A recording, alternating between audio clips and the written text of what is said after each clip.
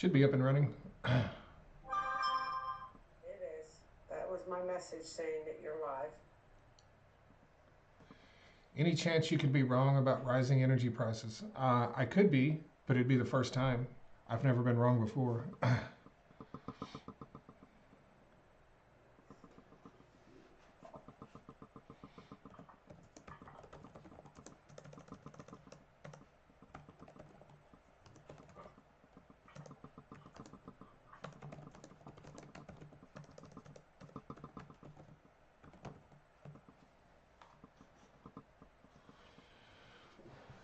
When the only people telling you that energy prices are going to fall is politicians, that's a big red flag.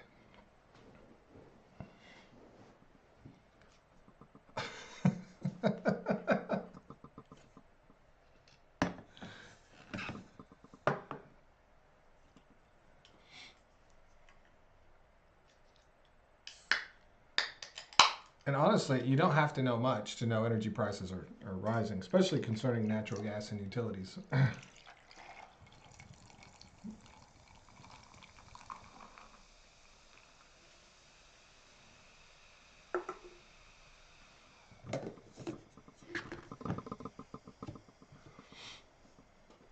Hi, Scott from North Carolina.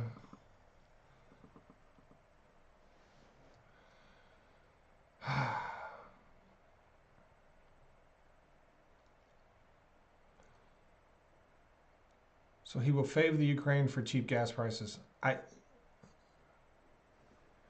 He's he's he's not going to get cheap gas prices. This concept that if you simply lower the price of oil, that gas prices will collapse. That is no longer a thing because we don't have the refining capacity we used to, because we export so much of our gasoline out of the country that we keep inventories low. Like he's going to have to completely collapse the price of a barrel of oil to have any real impact on gas prices. That's what people don't understand. They're over here praying and they see oil go down by $1 and they think, woohoo, low gas prices are coming. That's not a thing. Oil was well over $3 when gas was $63 a few months ago. You, like he's going to have to completely collapse the entire market to see any relief in gas prices. And any relief he does see is not going to be that significant. It's not. This idea that he can simply lower gas prices is comes from people that don't know how anything works at all. And I'm talking about Donald Trump. He does not know how any of this works. He has no knowledge. Donald Trump is no different than your average dumbass on TikTok that thinks they know about the oil and gas industry. He knows nothing about it. He absolutely nothing. We just lost two more refineries. We got four more refineries thinking about closing. There's not a single thing in this world that is pointing towards lower energy costs anywhere unless you completely collapse everything. Like this is not that difficult. People just refuse to believe it. It's,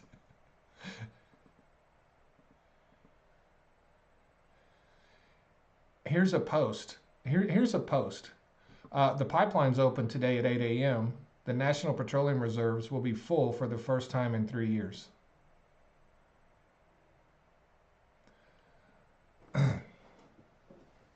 Jennifer, no, that's not a thing. Listen, it would probably take us a year to fill up the petroleum reserves, if that were even true. If that were even true, and the pipelines opened up Monday at 8 a.m., I have no idea what that means.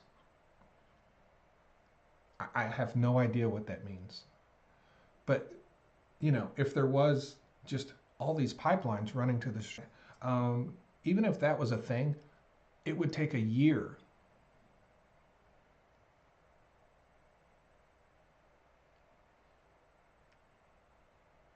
The pipelines opened up.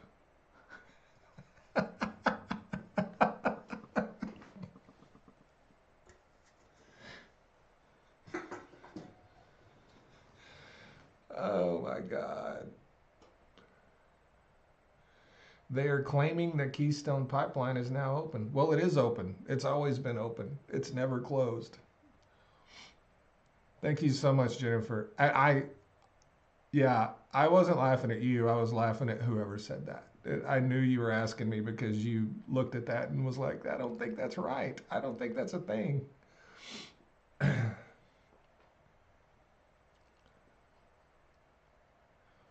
What is the unfilled reserve capacity? So currently in the Strategic Petroleum Reserve, we have 395 million barrels of oil. The total capacity is 714 million. So, what's that? 319 million barrels that would have to be put in it to fill it back up. So at a million barrels a day, and by the way, at a million barrels a day, it would take 319 days, right? Um, if we started putting a million barrels a day back in the Strategic Petroleum Reserve today, oil would easily jump by $5 to $7 a barrel that quick because you're pulling all of that oil off the market.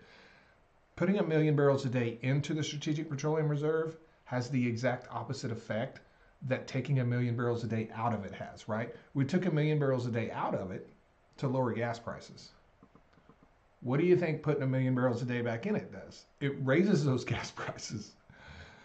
Like, that's not a thing that's going to happen. That's not a thing. If we do fill the SPR back up, and I do agree that we need to, we will likely do it much slower than that. You know, we'll likely do similar to what the Biden administration was doing when they started filling it back up. 3 million barrels a month or something. 100,000 barrels a day, because that wouldn't have any impact on any impact on oil or gas prices. So that's how they would do it.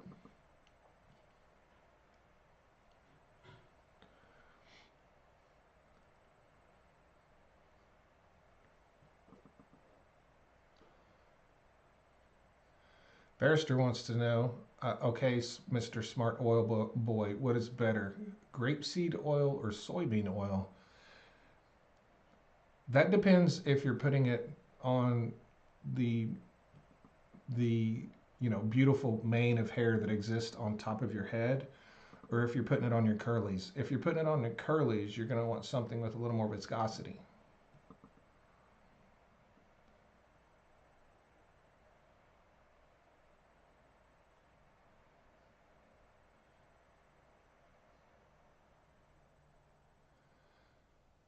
Hi, Jill Pearson. How do we lower gasoline prices? So let me put it to you this way. A lot of people think that the way to do something is the way you've always done it. And years ago, you could lower gasoline prices by simply lowering oil prices, right? That's not as effective anymore due to our reduced refining capacity. So that's not as effective anymore. So what the best way to reduce gas prices in the United States is by reducing exports of gasoline. The best way to reduce gas prices in the United States is by reducing the exports of gasoline, because that will raise inventory, that will raise supply in the United States and drive down gas prices. Lowering oil prices does not create more gasoline supply. And gasoline is traded on an exchange, just like a stock, right? It's 2025. It's not 1985, and you have to look at things in their current state. We can no longer lower gas prices the way we used to, because we don't have all the stuff that we used to have. right?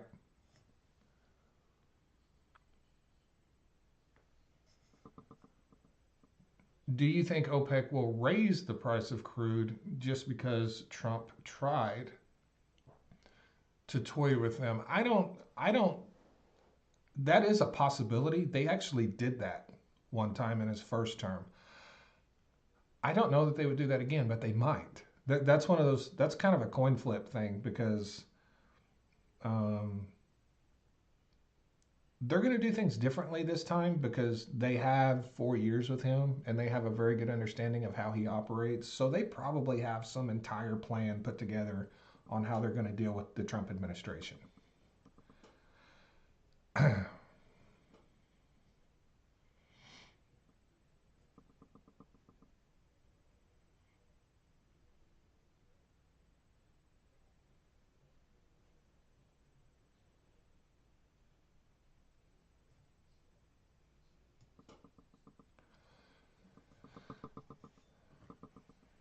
No, I'm using my microphone.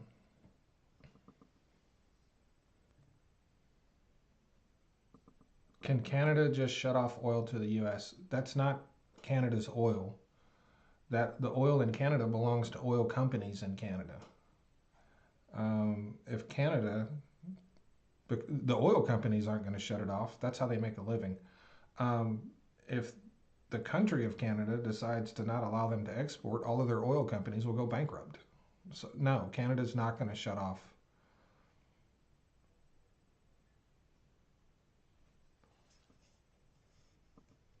It's not.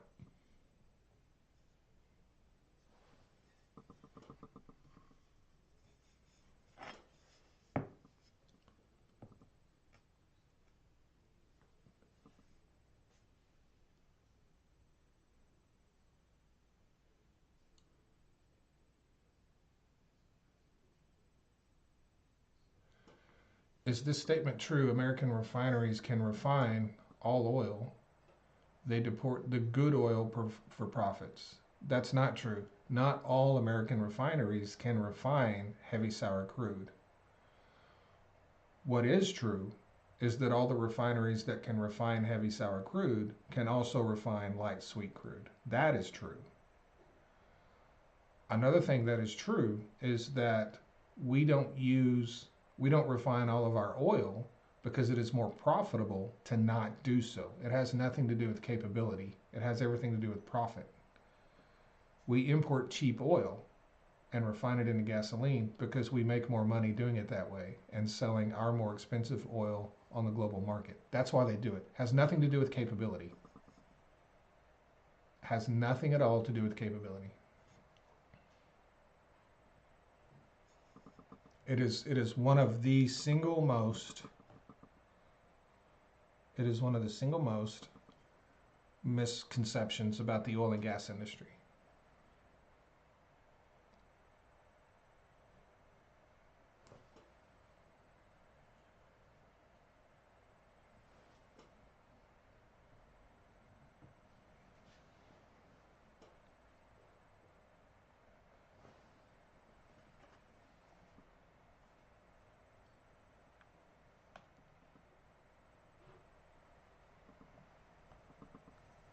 So I turn my mic back up a little bit and see if that'll help the sound on YouTube. Refineries. There was a question. Why aren't new refineries being built? And if new ones are built, how long before they're operational? They're not building new refineries because they're not the best place for people to park their money and invest it. They're not building new refineries because they don't want to deal with hundreds of millions of dollars worth of lawsuits from the climate lobby. They don't want to build new refineries because they don't want to have to wait 10 years. They don't want to have to put their money up and wait 10 years before the thing to even open and then wait another 10 years after that to get a return on their investment. There's a lot of reasons why we don't open refineries. And a lot of people push back on the point that I make that the climate lobby has actually um, done more to harm the climate than they've done to help the climate. The climate lobby has stopped dozens of new refineries being built over the decades. Those new refineries would be significantly cleaner than the old ones.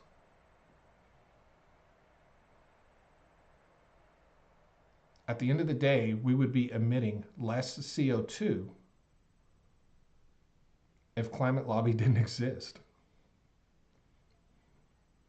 That's just the reality of it. The climate lobby didn't get any renewable energy built.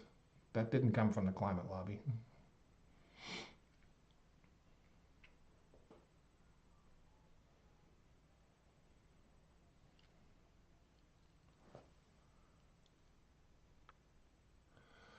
A lot of green organizations are also anti-nuclear. The climate lobby is misguided. Well, the climate lobby became a multi-billion dollar industry, and that's, even before, a lot of what they were doing was counterproductive.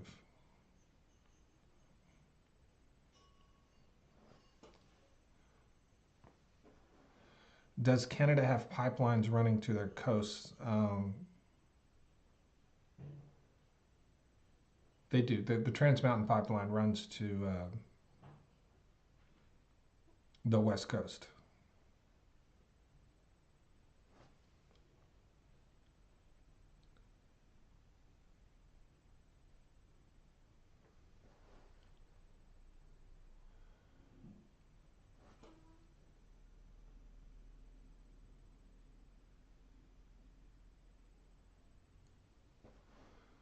So all these things that everyone wants to do and everyone's talking about doing, these things take years. These things take years. Uh, Canada open another pipeline. Yeah, they could. By the time it got open, Donald Trump wouldn't be in office anymore. Like, we're talking.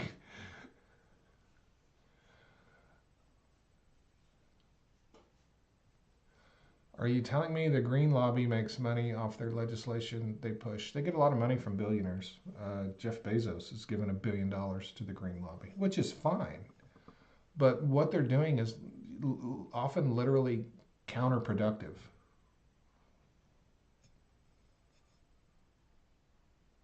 You know, they literally make things worse.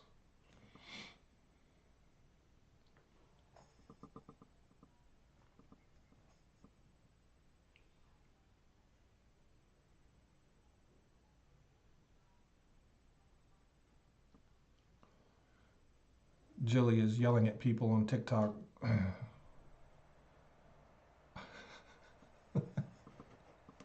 am not yelling. See, I am getting the point out. That's why caps are for mods only. They are? Yes, that's what I say. It's the rule. Juice Lady, I took your advice and weather stripped all my windows and doors. Turn the thermostat down. Wow, I hope you save some money. I'm sitting here freezing because I listened to you. Why are you freezing?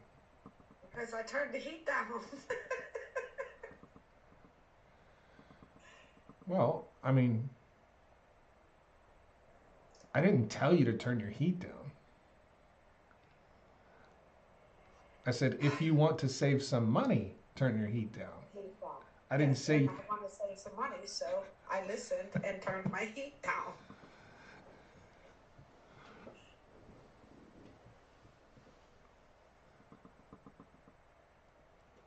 Hello, Hyatt.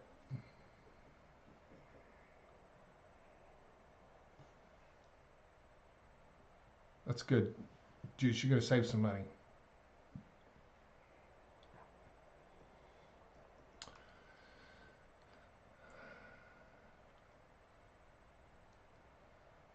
It looks like Tom is able to type in all caps.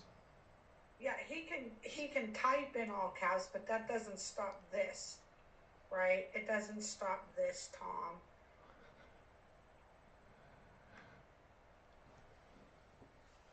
You got yourself 5 seconds.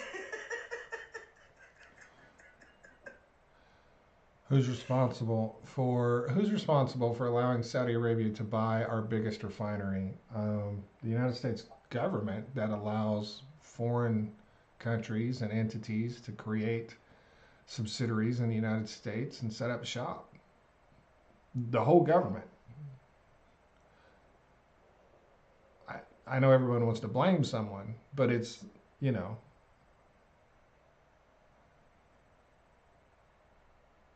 it's the law of the land. Like there wasn't one person that said I'm going to allow this. That's not a thing. That's the way it's been for many, many decades.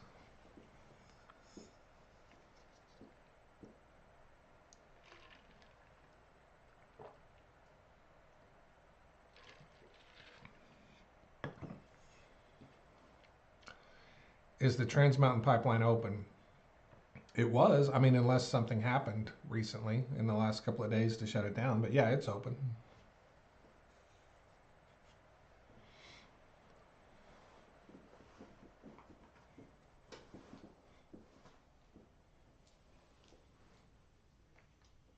Yes, Julie sold the refinery to the Saudis.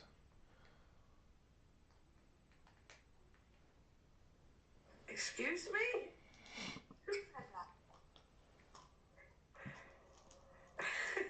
Cyberdoc?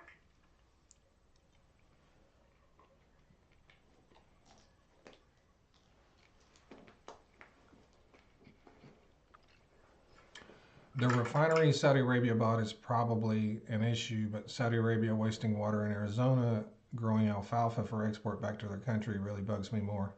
Yeah, Saudi Arabia owning a refinery in the United States is about the least concerning thing to me and has been for years. I don't know why it's such an issue. Um,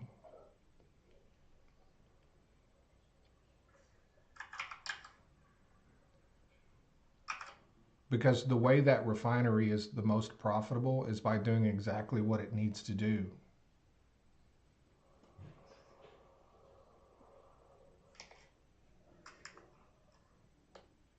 I think if people truly understood how many foreign countries own a lot of the stuff in this country,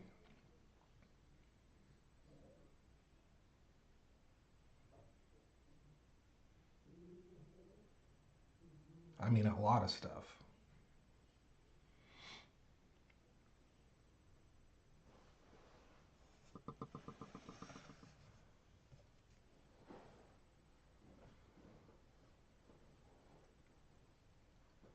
Hi, Mary. Thanks for coming in. Hi, Westy.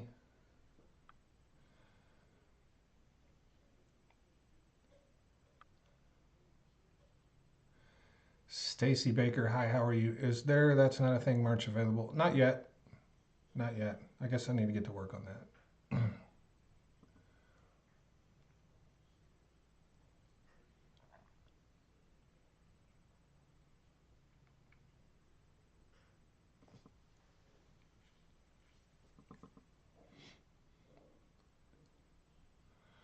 Hi, Garcia.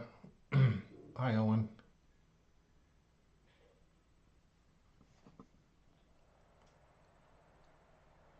What does Canada really need from the US? Well, Canada really needs us to buy their oil. Like,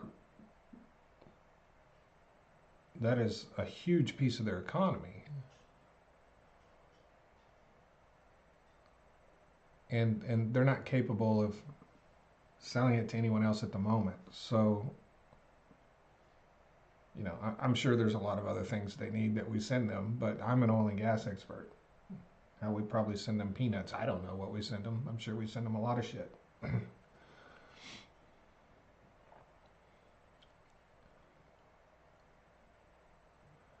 Yeah, they need our 340 million users.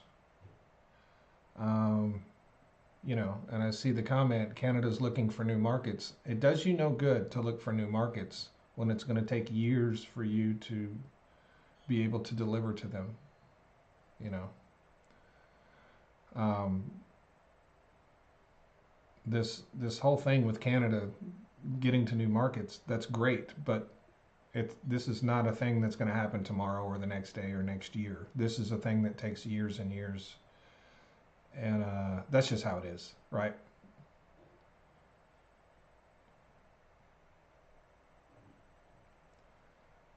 Do you think more power nationwide is a good idea now for us to continue to be energy independent? Any kind of new power is a good idea.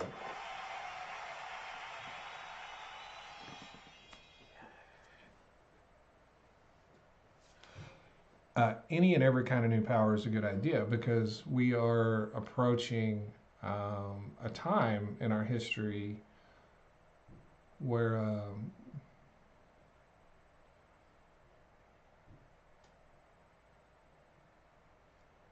power demand is going to be increasing faster than ever. So we need all the power we can get, no matter what kind it is.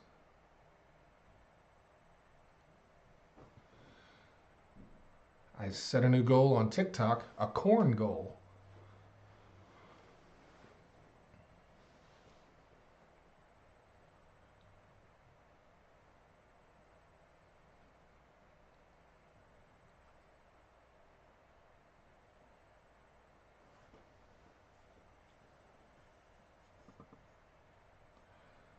Oklahoma, in 2023, Oklahoma exported $1.9 billion in goods to Canada, which was 29% of the state's total exports, mostly manufactured parts. Fascinating. That's a lot.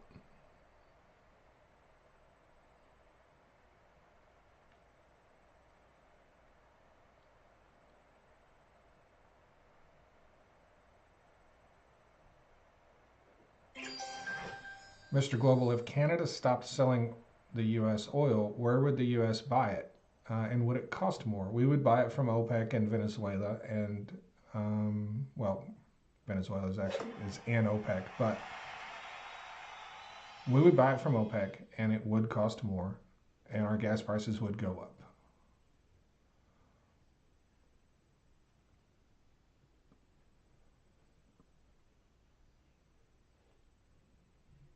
Thank you for that stat about Oklahoma exports, K-Stand.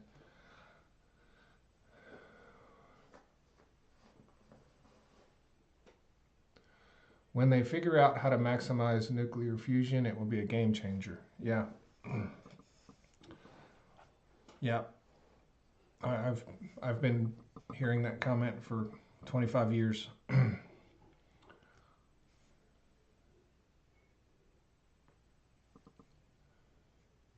I've read articles that Trump and Elon are looking into green energy. I thought they were against it. Who knows? They're always against something before they're for it and before they're against it again. When everything you do is politically driven, you're going to be for stuff and against stuff and for, like, the ban in the Gulf. He literally opposes his own drilling ban.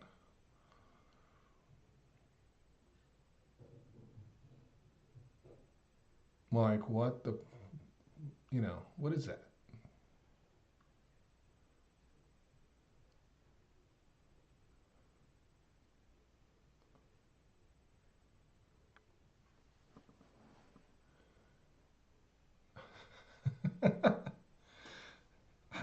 I am so angry that they did the thing that I did and bragged about.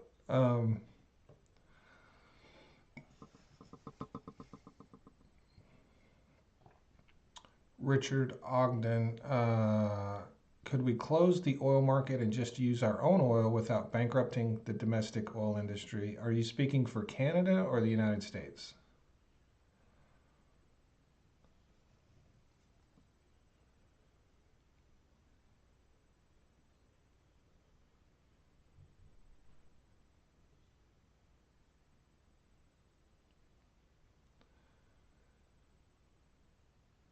Yeah, we can buy from Mexico, but Mexico, that would have to be one of the places because Mexico doesn't produce enough. But yeah, we would buy from Mexico too. The United States, actually, the United States could. We could close our oil market. We could stop exporting, and it would not bankrupt the domestic oil industry. It would cost them some money.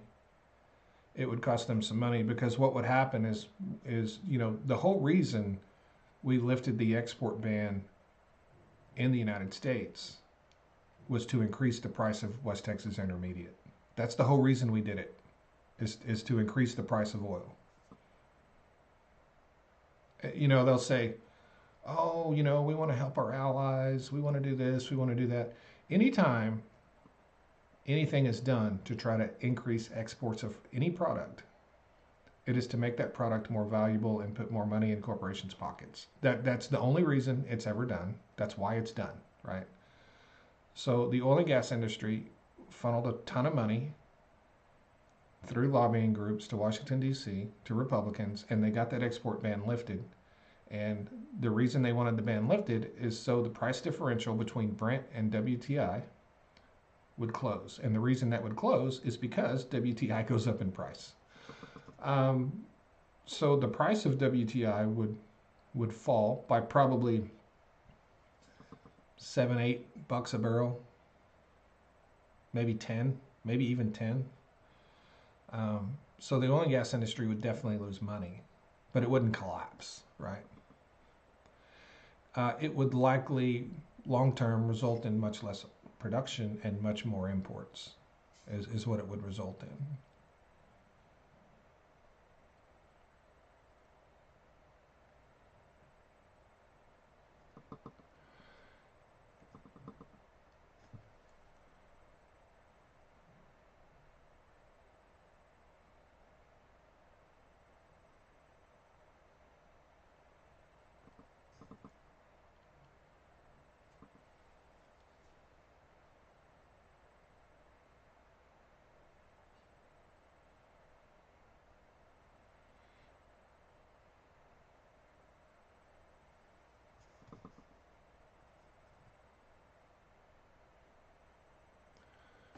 Thank you, Sam Powers. I appreciate that.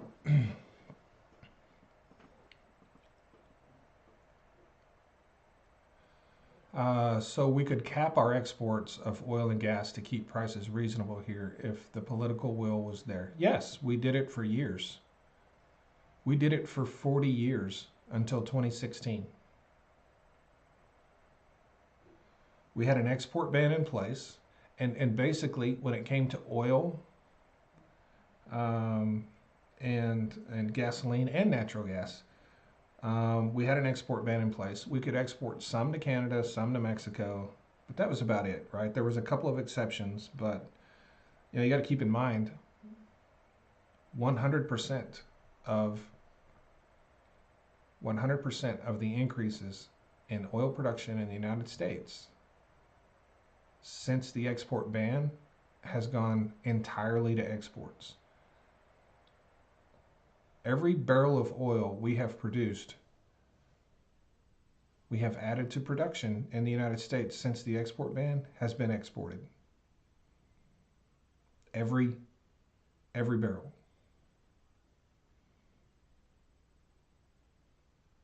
We've increased production by 4.5 million barrels a day. We've increased exports by 4.5 million barrels a day.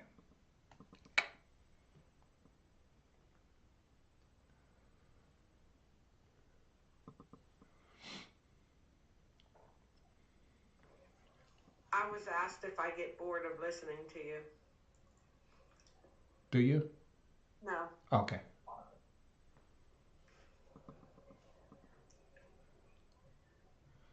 Hi, Mr. Global. What did you study? I'm trying to become a commodities analyst. If you become a commodities analyst, I wouldn't use the word trying to. Um, I'm just kidding. I'm kidding. I kid. I studied business and petroleum engineering. That's what I studied.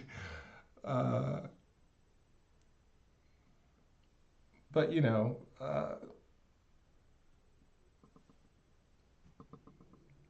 probably would recommend, for what you want to do, something in business, finance, economics, something in that realm. And thank you so much for coming in, Westy.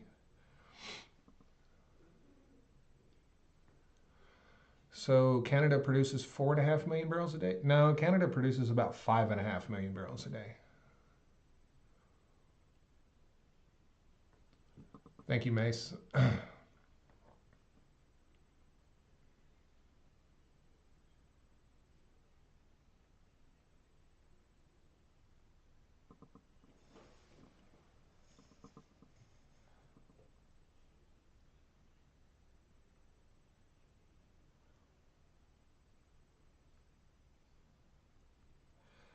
My gas prices are down about 20 cents since the end of January. Is this good news or is this just a short term blip when Trump's new deal with OPEC going to happen?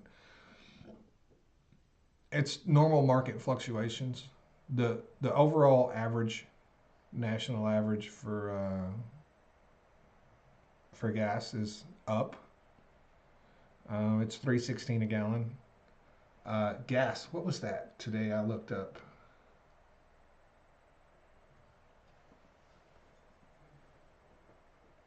The average price of gas in California right now is $4.84 a gallon. It is what, $1.70?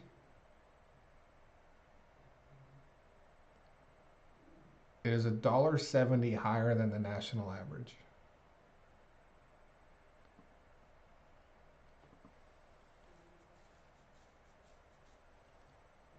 That is 285 in Kentucky. It's around 270 here where I live. What does oil look like for the rest of the year? I must say flat. It, Oil will probably trade in a 65 to $75 range for the rest of the year, assuming nothing crazy happens.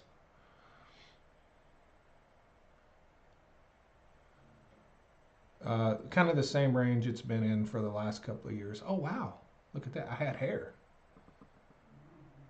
That. Thank you so much for giving me that brief moment of joy from having hair.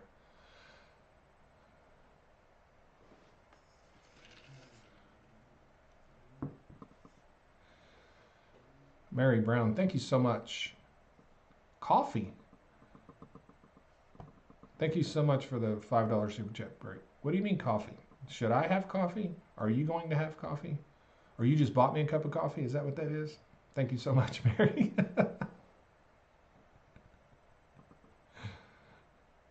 I think Mary's saying she got me a cup of coffee. That was Global Elvis, Nadia. My wife said that she filled up $2.98 a gallon here in Virginia. That's about right for Virginia.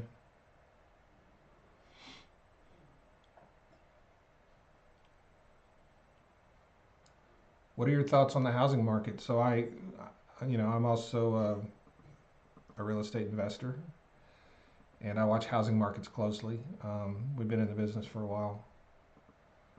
The housing market's going to remain tight, and without any movement in interest rates, it's going to pick up a little bit in the next few months because we're going to get into spring and summer, and that's kind of the busy season for real estate. Real estate slows down in the winter, as you probably know. But at the end of the day, we still don't have enough houses, and so the real estate housing prices, they're not going to soften any. I don't see them softening any at all. And I think the market overall will remain slow. I believe 2024 was the lowest or slowest year in the real estate market in like 30 years or some shit. It was super slow. Are national parks really at risk of being turned into fossil fuel parks, or is that an empty threat? No.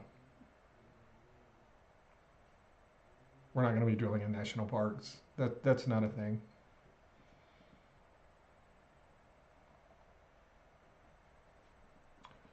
So you can manage gas companies, real estate investments, but can't handle chickens. That is correct. That is absolutely correct. If I wanted, if I wanted to handle chickens, I could probably do it, but I had no interest. Please leave the chickens out of this. What? Them poor chickens. Why do people gotta bring them up? Well, I mean, he's just making a point, and he's correct, right? Um, Kind of correct but I do think that if you really were interested in it, that you could handle it. oh yeah, I could have easily handled it. But those weren't my though they weren't my chickens. I had no interest in the chickens. I didn't even. I That's think what I'm saying. I think I went out there and looked at them like twice. And you videoed them. Yeah, that's why I went out there. I thought, hey, this is an opportunity to make content. I didn't really care about seeing the chickens. That's not nice. Well, I mean, I didn't say it was nice.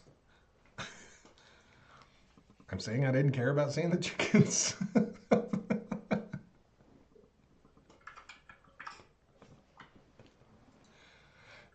Right?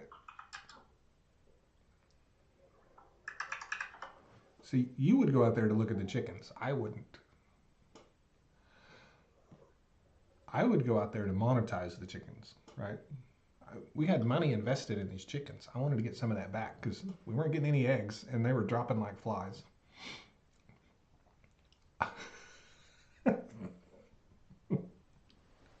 Thank you, Bill.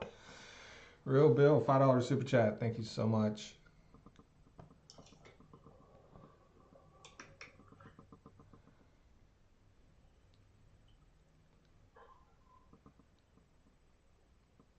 Chickens walk amongst the people in Key West. That's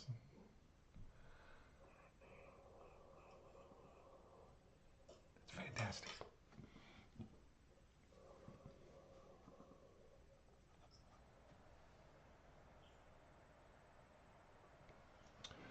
Thank you, Brock. Thank you. Brock sent me marvelous confetti.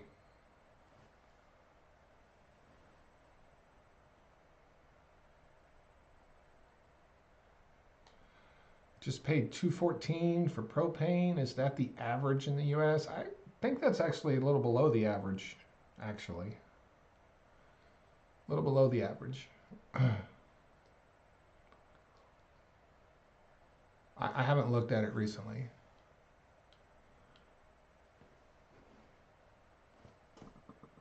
Let me look it up and see.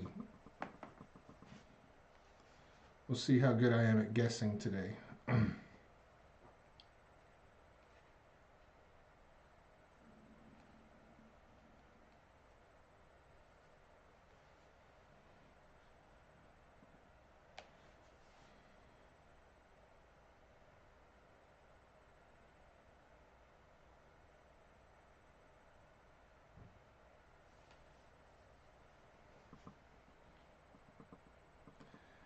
Yes, definitely below the average. I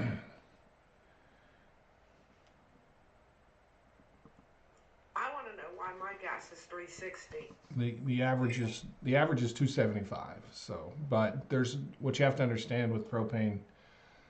Um, it's really expensive in some places, and that really drives the average up. And it's not reflective of. It's not really an accurate reflection of the whole market. Kind of like gas prices in the United States. Gas prices in California are so high that and there's so many people there that it literally raises the entire national average. And so they're not reflective of the average in the majority of states. And that's the same thing with propane. So, oh, looks like I get to do a puzzle. Do that puzzle. Huh? Do that puzzle. Why is your gas so high?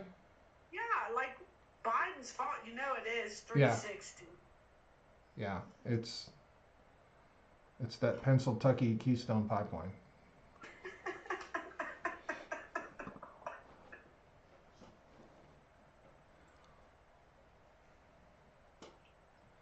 Did people really think the Keystone Pipeline was going to go through Pennsylvania? Yes, Okay. they thought it was through. Yes, they thought it was the Pennsylvania Keystone Pipeline. Like Yeah. people that I know. Yes, absolutely. That's why I made that joke. Because it's the Keystone State, right? Right.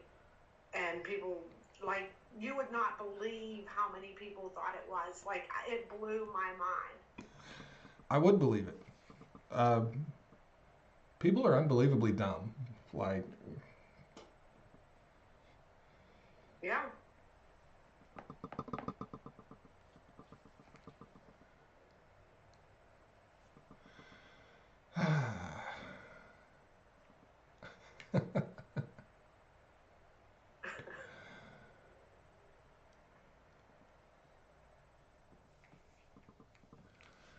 Mr. Global from Canada, worst case average, what would be your guess at gas prices? You talking about natural gas or gasoline? I have to ask that because, you know,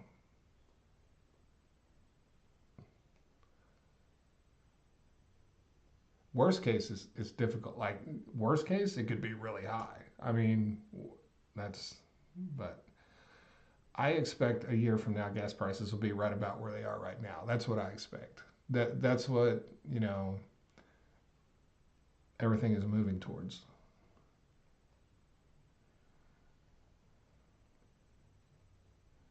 And honestly, Canadian gas prices are more or less, I mean, volatile than gas prices in the United States. So if you're in Canada, you know, you guys are energy independent. Canada is a lot more energy independent than the United States is.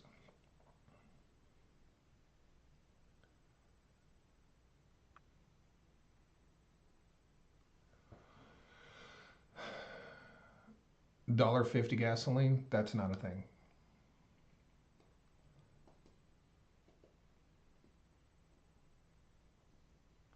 They also thought that the Keystone Pipeline was going to get security from the Keystone cops.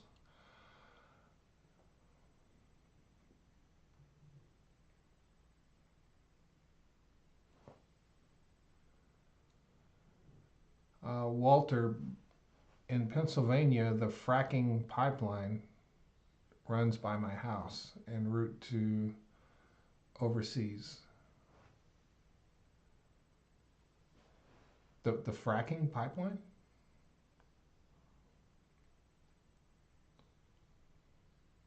Did he want to say the other F word? Is that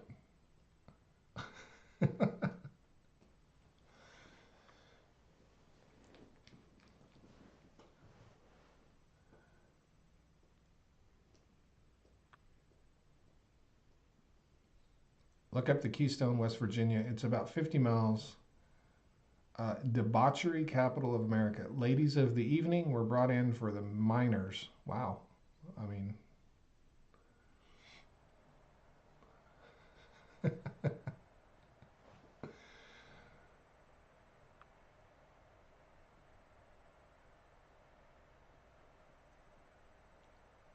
any new books on the horizon? Yeah, I'm getting back to work on my book on the oil and gas industry called The Crash,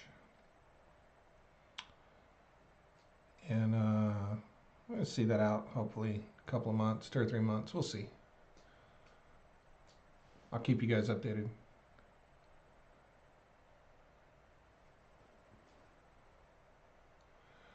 I'm in Canada. I just got my electricity bill for 2 months, $172.63 Canadian.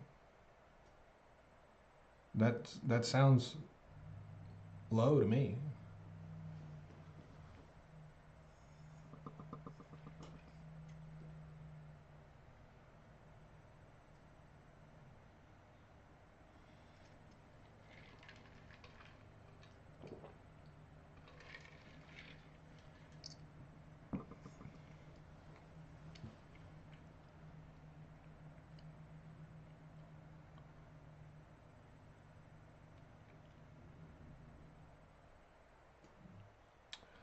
I have a question I've been thinking about. You said Trump basically funded the war with Ukraine with OPEC 2020, but the war started prior to that. Can you explain?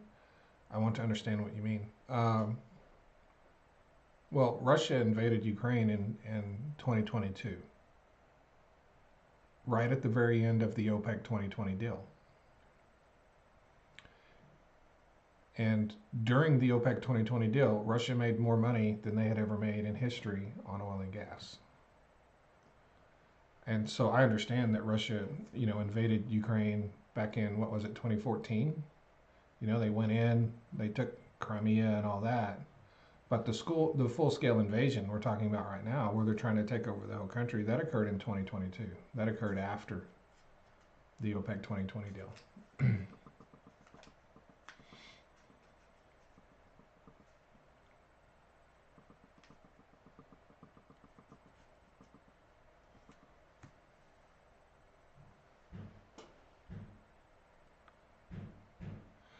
Can tariffs go on indefinitely? Yeah, they can. There have been tariffs in place for decades and decades.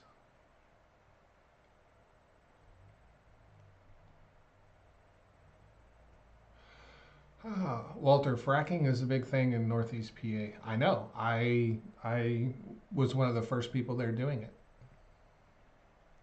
Yeah, we don't call them fracking pipelines.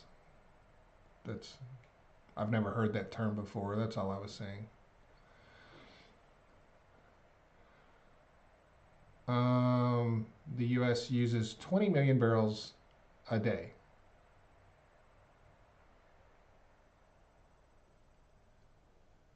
That is another misconception of the oil and gas industry, that the United States uses 20 million barrels of oil a day. That's actually not true. And there's probably 20 places that you can Google that will tell you that, but we don't use 20 million barrels of oil a day.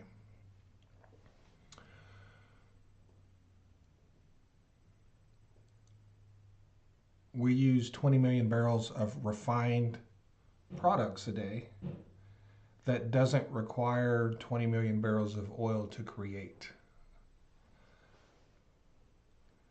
So of the 20 million barrels of products that we use, we're talking gasoline, diesel, jet fuel, feedstocks for petrochemicals, naphthas, different types of oil, asphalt and other kinds of road oils.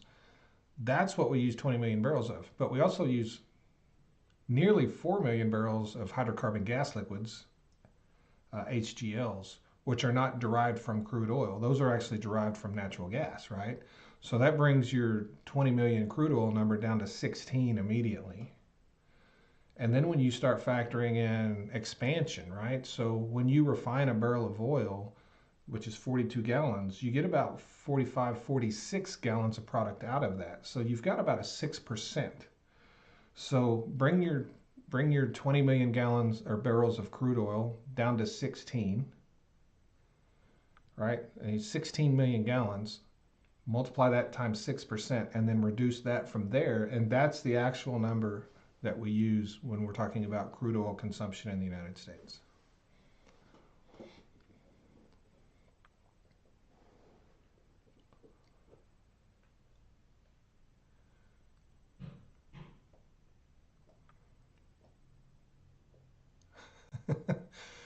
Do you remember when people were surprised to find out the Colonial Pipeline ran through their suburbs and they had to evacuate their McMansions? I do remember that very well. Any chance of gas drilling picking up in the Zapata County area? Yeah, I wouldn't say it's going to pick up a lot, but there's a lot of momentum. Natural gas prices are very bullish and they look to remain bullish, honestly, for years. So anywhere you have large natural gas fields is likely to see an increase in activity.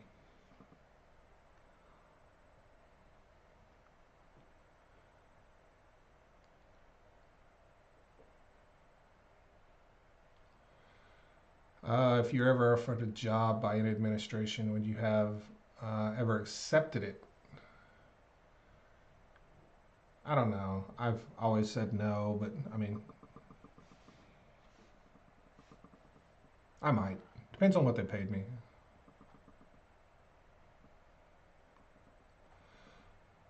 Sarcastic sister, are you also working on your educational series for us entitled Oil from the Ground to Your Gas Tank? I can certainly do that.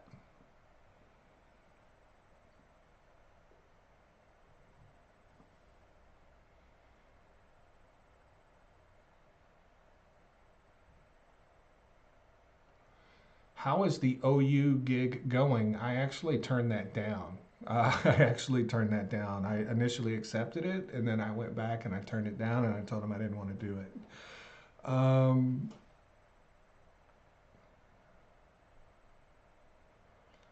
did you know that you can post your books in your channel description? Yeah, I did. I just hadn't got around to it.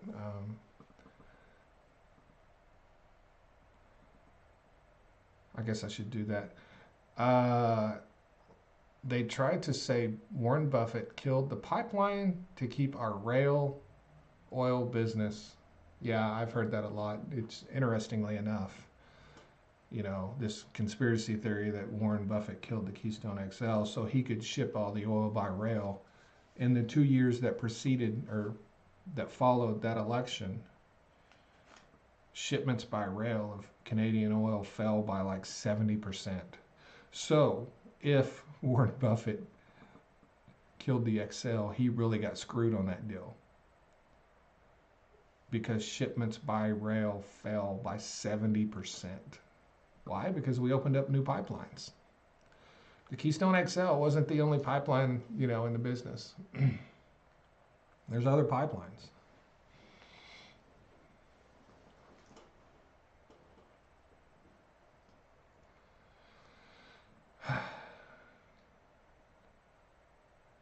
Merch and links to books. That's what I keep seeing over here.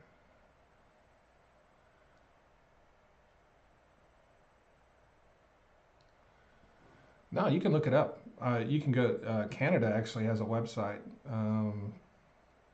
that tracks oil exports by rail out of the country in the United States, and it's easy to find. You just Google it. You can see that you know exports by rail fell by over 70%. I don't know where it's at now, but it fell by over 70%.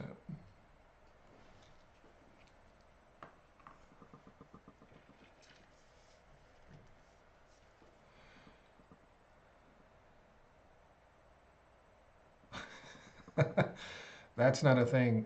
Cups, keychains, T-shirts, hoodies, mouse pads, floor mats, door signs. Man, that's a lot of stuff. That's a lot of stuff.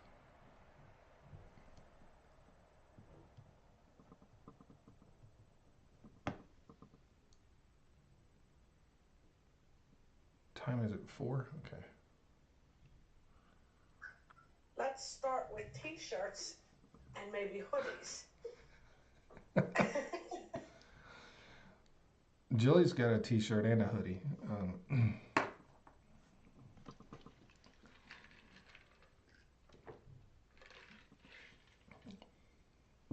That was just something I did online to thank her for supporting me.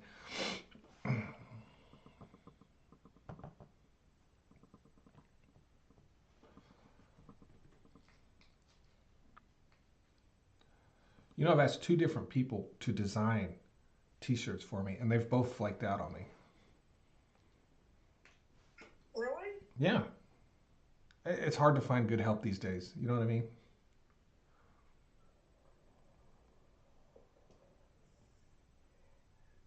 People are really flaky.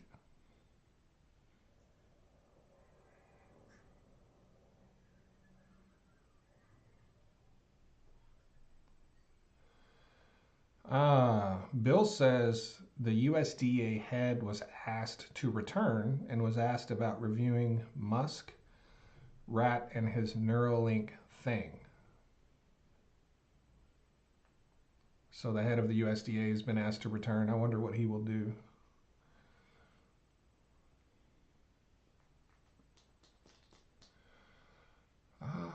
Cyberdoc says Kelly can design them. Can she do that?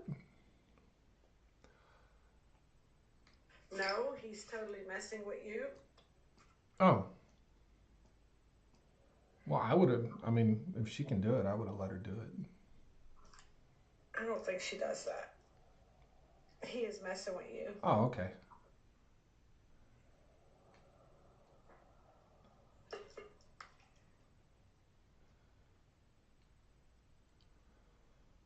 What do I want on the shirt? So my idea for the shirt or shirts was going to be, I don't, if you've ever seen historical quotes by like historical figures, it's kind of formatted in a certain way where there'll be a quote and then there's like a little line under it, and then underneath it'll say like Ben Franklin, 1700, whatever, you know. Uh, I want to take some of my sayings and I want it to be kind of formatted like that, and then underneath it have Mr. Global, you know, 2024, 5, whatever. I thought that would be cool. Um, a Mr. Global Pez dispenser, like with my head on it, that would be the dumbest looking Pez dispenser that anyone's ever made, probably. But I mean, I would do it.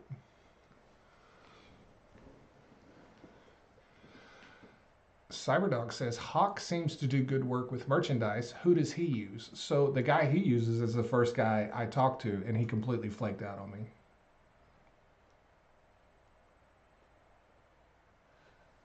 Asked him to do T-shirts, asked him to do book cover, asked him to do quite a few things. Um, I said I'll pay you like, you know, whatever you need, and he said no, don't worry about it. And I said no, I want to pay you for work, you know. I said I'll pay you for it, and he said okay, and then he totally flaked out on me. Mr. Global bobblehead, I've already got one.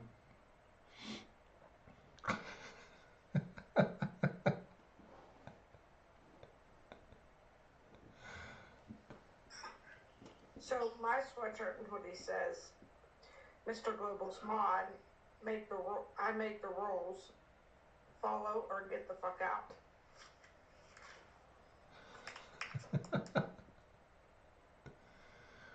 But it says GTFO.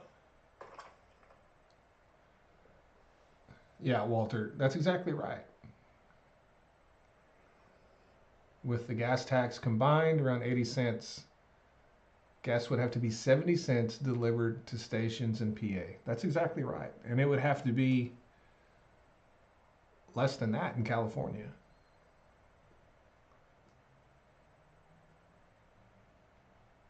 At 70 cents, you're looking at $20, probably, well, you know, gas on a national average got down to $1.87 during COVID, and oil was either negative or in the $20 range for a while there. So you could just imagine.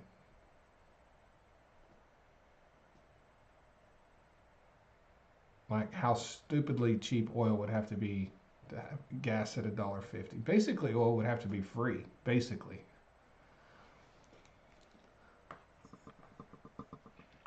it would literally have to be free.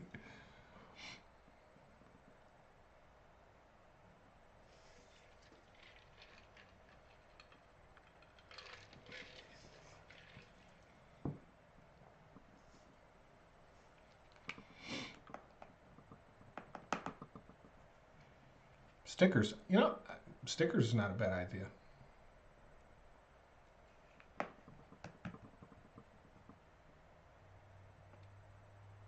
Hi, Pap. Welcome to the live. Thank you, Dennis.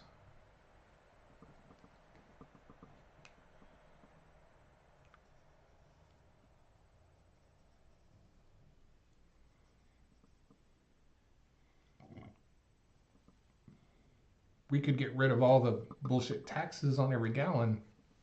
That would help.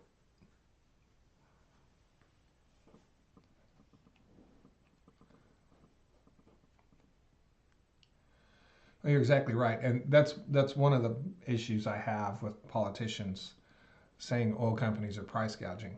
Um, the states and the federal government, um, they make more money on gasoline than anybody else on the planet, and they don't invest a dollar into that production. It's just a tax they collect. You know what I mean? The state of California makes more money on a gallon of gas than anybody, and they have for 60 years, 70 years. I don't know how long, right? Um, hundreds of billions of dollars that the state of California collects, and you know, they don't have to bear the cost of production. They don't have to, you know, they don't have to do any of that. You know, who's really price gouging? If if you're having to pay, if you're paying $4 for an item and over $1 of that is tax, you're essentially paying what, 25, 30% effective sales tax on an item? And the people that are charging you a 25, 30% effective tax rate on an item are accusing the people selling the item of price gouging you? I mean, come on.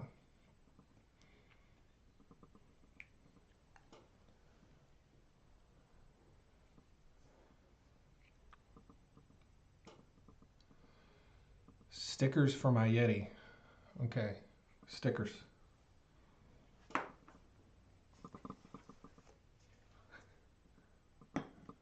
What do you think, Jill? Yeah, people would put stickers on their Yetis.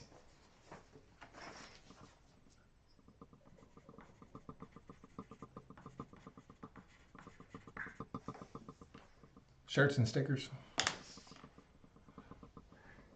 Maybe start with that.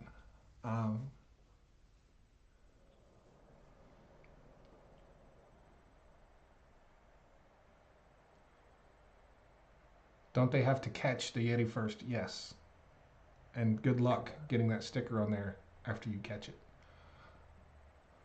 That should be fun. California MAGA, quote from Nadia, California MAGA is now blaming Newsom for our high gas prices. 2 years ago, it was Biden's fault.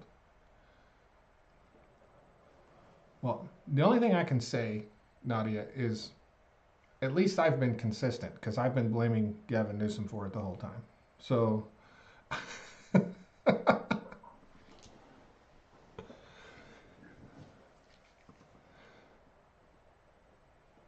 some states have property taxes on vehicles. Yeah, a lot of states have property taxes on vehicles. You got to pay every year. I used to live in a state that had property tax on vehicles. We now have property taxes on other things in my state. And we're talking about, in my state, we're talking about getting rid of the income tax, the state income tax. And, you know, all these people are celebrating. And I'm like, I don't know what you're celebrating. Because if you own a piece of property, that's what they're going to replace that tax with. So as long as you don't own anything, getting rid of the income tax is good for you. But if you own anything at all, getting rid of the income tax is not good for you because they're just going to take that tax that applies to everybody that works and then they're going to distribute that tax to just property owners. And then just property owners will be paying that tax. And then they're like, hey, wait a minute. And I'm like, yeah, that's how it works. That's how the state of Texas did it. Property taxes in Texas are ridiculous. You couldn't give me a property in Texas. You could not give me a property in Texas just because of the taxes. I owned a home in Oklahoma. My mother owned a home in Texas. My home was worth roughly 6 times what her house was worth, and her property taxes were 3 times higher than mine.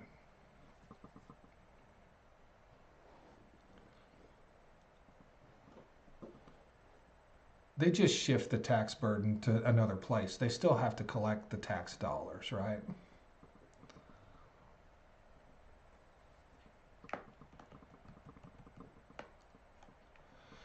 I've been catching up on your videos, very educational. Your sons listen to me. Well, that's cool. Thank you. Ryan says in New Hampshire they have no income tax and no sales tax. They have super high property tax and they fine everyone for everything, speeding tickets, you know. So why would you want, this is a legitimate question, why would you want to get rid of income tax and replace that with property tax? I'll tell you why. Because you make a lot more money. You make a lot more money.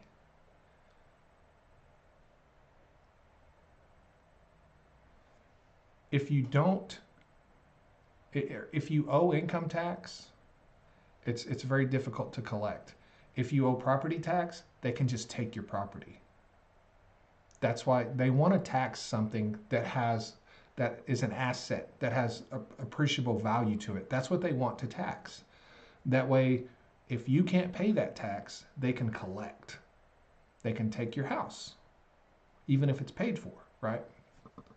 That's why they want to tax property and not income, because it's lucrative, right? We're going to stop taking money out of your left pocket and we're going to take it out of your right pocket. That is exactly right. And a lot of times when they stop taking money out of your left pocket, not only do they also take it out of your right pocket, they also take a little bit out of the back pocket too, because you end up paying a little more.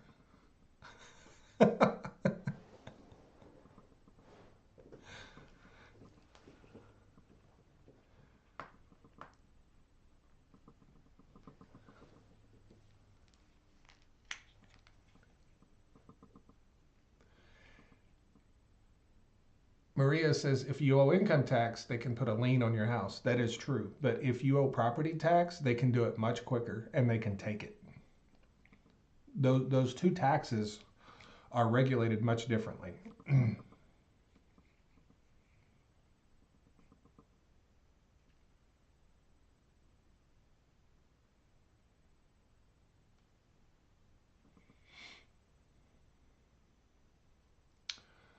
Tom says that's why I hate the argument that Florida and Texas are more free from taxes. They are. They're free from taxes if you don't own anything, which is their ultimate goal is for people not to own stuff, right? That is their ultimate goal.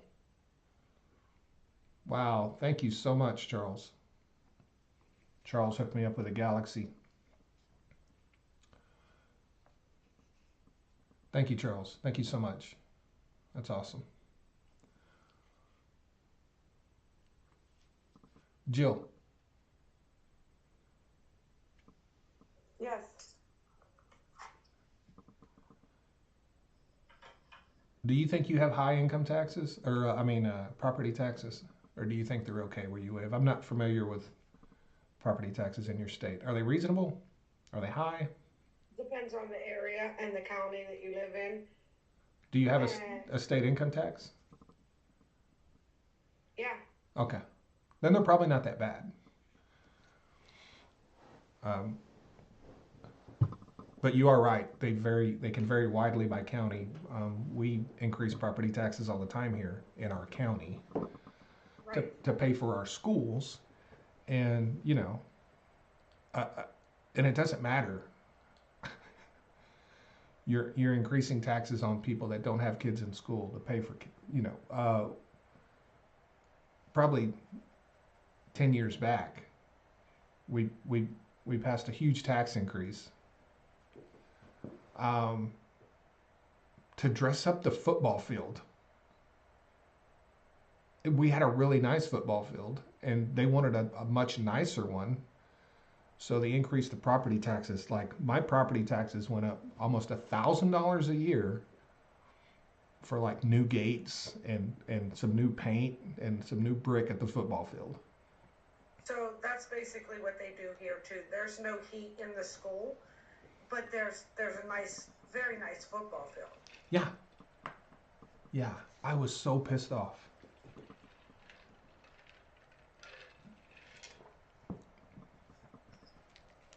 I don't mind paying more taxes if it's going to something that makes sense, right? Right, I agree.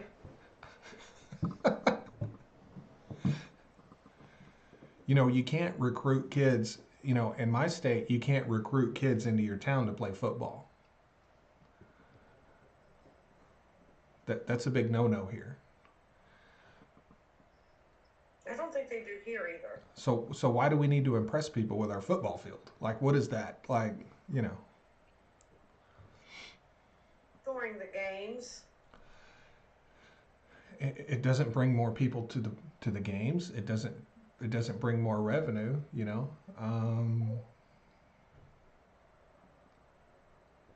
No, I'm with you on that. Like, I agree. Yeah, I know you do.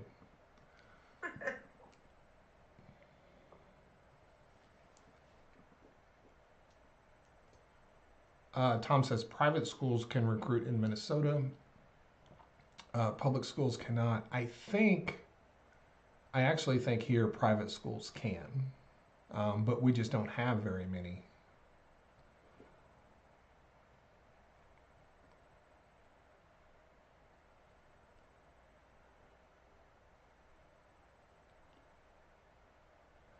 Yeah, how much revenue are you really bringing in? You know, if you're charging people $3 or $5 a piece to get into a football game, you know, you got,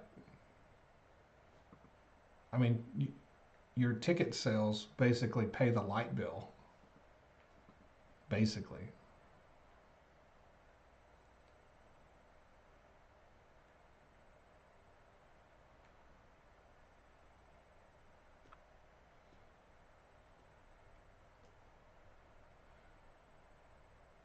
And the refs, yeah, what those refs, what do they make? What does a ref make these days to do a game? $100, $50? I don't. I have no idea.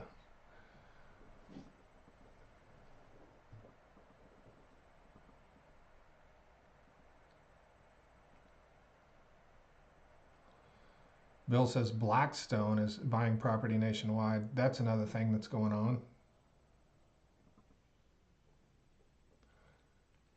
Great live with Tom Powell. Thank you, Lexi. You know, we had a few issues. We had a couple of technical glitches.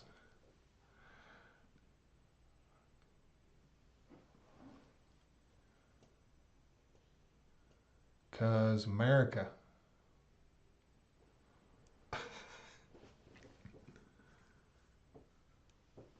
America.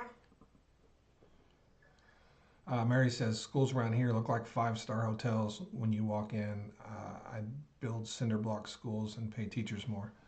You know, we have a new elementary school here in my town, and that was a different tax thing. That was a bond.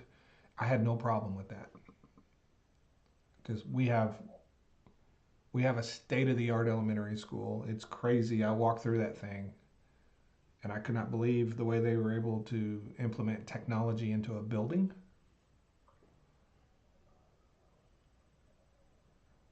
So, Jill, in this elementary school, there's areas around the school, right? Mhm.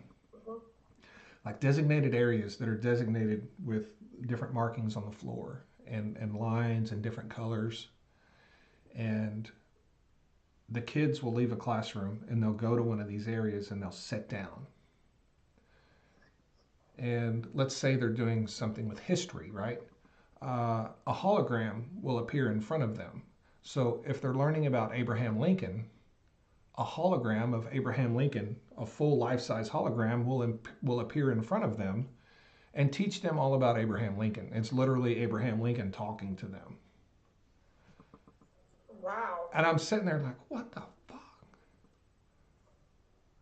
It literally looked like something out of Star Trek or Star Wars or whatever. Like, it was, That's crazy. yeah, like a fully, I don't even know how to describe it. It's like a fully integrated, technological integrated school. Facial recognition to sign in, all of this technology, you know, placed strategically around the school for kids to go and do different things. Like it was just, That blows my mind that you're in a red state and you still got that. well, the city did that. Ah. The city did that. We passed a bond to pay for it, and it's part of a larger project we're doing in our town to develop our city. So back many years ago, they did something in Oklahoma City called the MAPS project, and we had old Bricktown in downtown Oklahoma City, which was the old industrial area, a bunch of old brick buildings that completely dilapidated. There was a huge area downtown Oklahoma City that was just it was a huge place for like homeless people. Like it was in ruins, and they basically they passed this thing called MAPS, and it was like an improvement tax thing to rebuild downtown. And they passed MAPS, and they rebuilt that whole area. They have the river walk through there. It's a lot like San Antonio. All new businesses, all new buildings. We got the NBA team. As soon as we did that, we got the NBA team.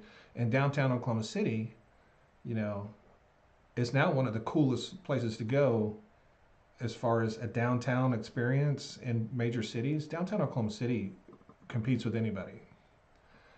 It is kick ass, and it's all because so we're modeling what they did in our town, just in a much smaller town. Um, I have no problem with that, right? I have no problem with that. But you know, spending a few $1 million on the football field, um, no, Yep. no. They did the same thing here, and I complained about that too. So we're getting new schools, new activity centers, all kinds of new stuff. We have a new place called the Arrowhead Center where I live. It's a huge building full of basketball gyms and fitness centers and just tons of stuff in it. Our whole downtown is being reconstructed, basically rebuilt. They've ripped everything out, rebuilding it all.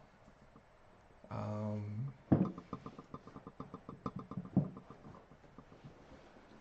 so we're getting a lot of good stuff for that tax. So that's a tax I have no problem with. But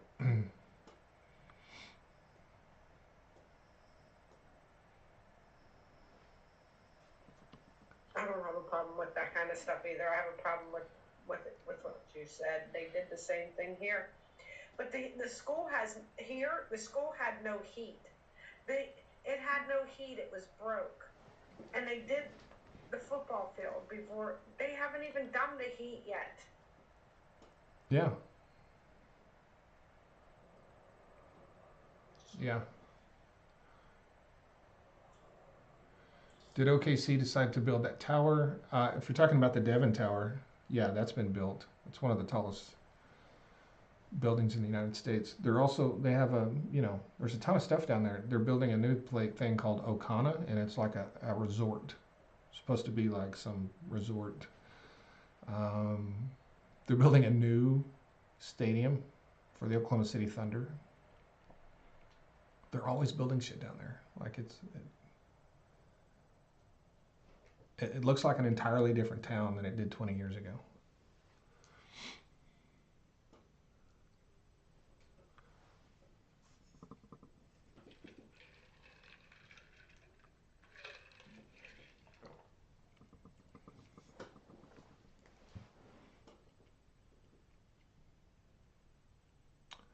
Have you seen the videos of Congress chuds being yelled at about egg and gas prices? It's hilarious. I have not seen that.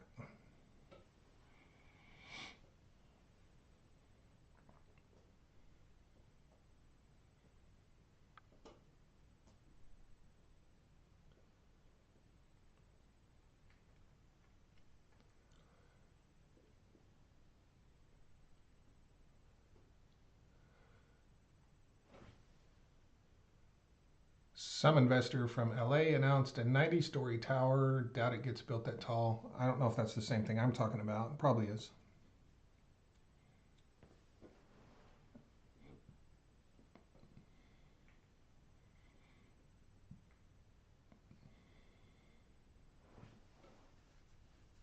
Who is the new Joint Chiefs of Staff? I don't know.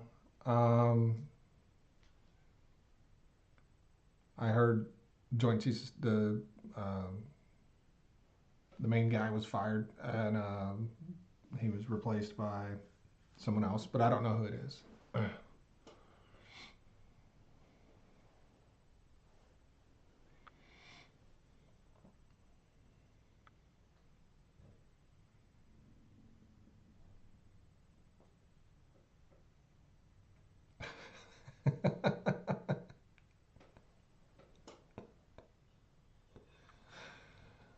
Oh man.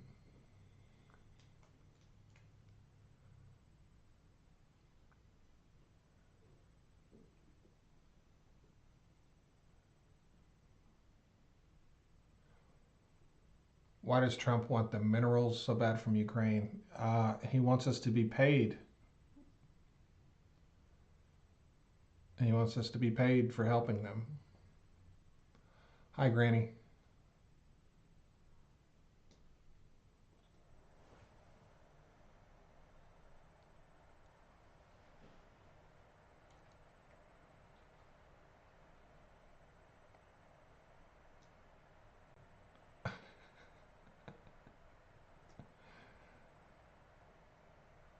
Codename Narc. What is that? You're not a narc.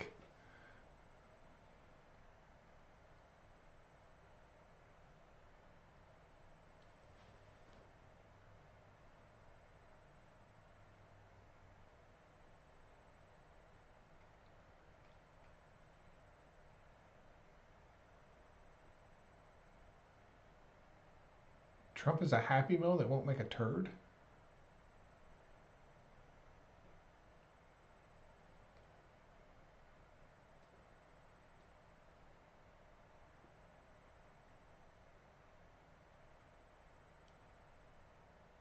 Does it need to make a turd? I'm pretty sure it's already shit in a bag as it is.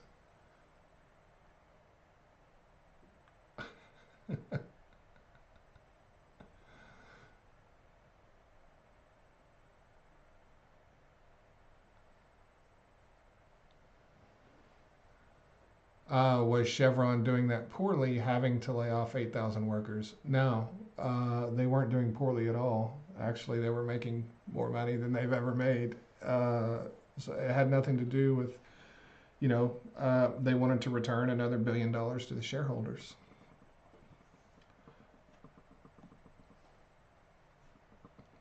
Yeah, they weren't doing poorly at all. Another interesting thing about Chevron is how they're able to get around the sanctions in Russia. Chevron, Schlumberger, yeah, they're able to get around the sanctions. Um, that's kind of fascinating. K-Stand says Okana just opened. It has 404 rooms with 11 pools and 15 water slides on 4.5 acres. It opened? I didn't realize it was that far along.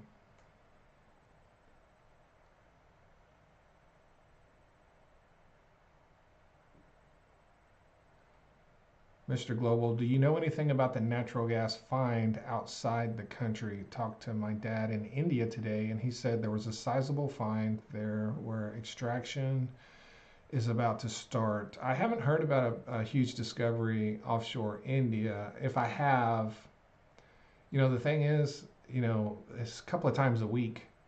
A couple of times a week, there's some huge discovery somewhere, and you kind of lose track of all of them. The last one I'm familiar with is the one offshore Mexico. And we just have so many of these discoveries that pop up all the time. I really don't stay on top of all of them. And that's because the vast majority of them never get developed. And I think that's because, all these massive oil and gas discoveries are always found and then nothing ever comes of them. And a lot of that is because a lot of claims are made about discoveries, and those claims are made to try to drive investments. They're trying to get people to invest. They're trying to get dollars to flow in and produce that oil or natural gas. So I think a lot of times those discoveries are significantly overstated because they don't often seem to pan out the way they were supposed to. I'm not saying that's the case there in India. It may not be the case. I'm just saying that's a very common thing. So we'll just have to look and see how that works out. If all of the oil and gas discoveries that they've ever claimed were these massive discoveries, if all of them were true, energy would be unbelievably cheap all over the world. We would have more than we'd know what to do with.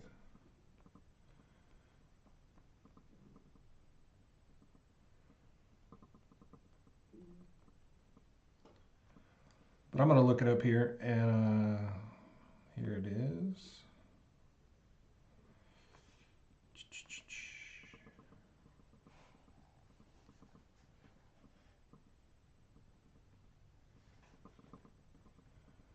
ONGC finds gas in deep water recovery basin offshore India.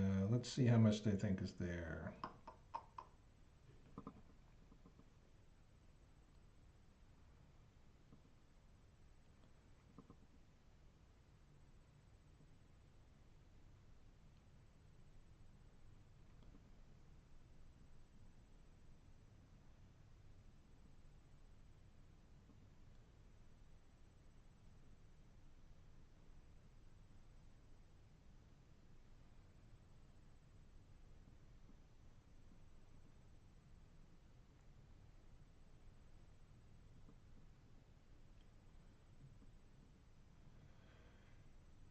So, according to this, they've hit looks like three really good wells there. There's nothing mentioned about overall potential overall reserves, which is a little concerning. That's usually the first thing they say. But yeah, they've hit looks like three really good wells. And so far, that field is producing looks like about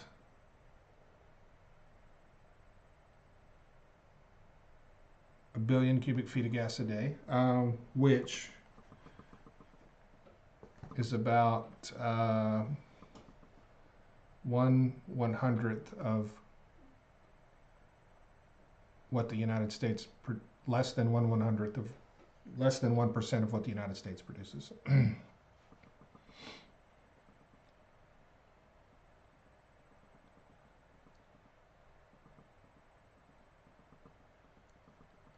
What percent of new wells are conventional production versus horizontal? Roughly 95% of all new wells are unconventional horizontal wells. Uh, the roughly 5%ers, though, left that are conventional are typically shallow, low producing wells. So they don't have a huge impact on, our, our oil or gas supply as a country.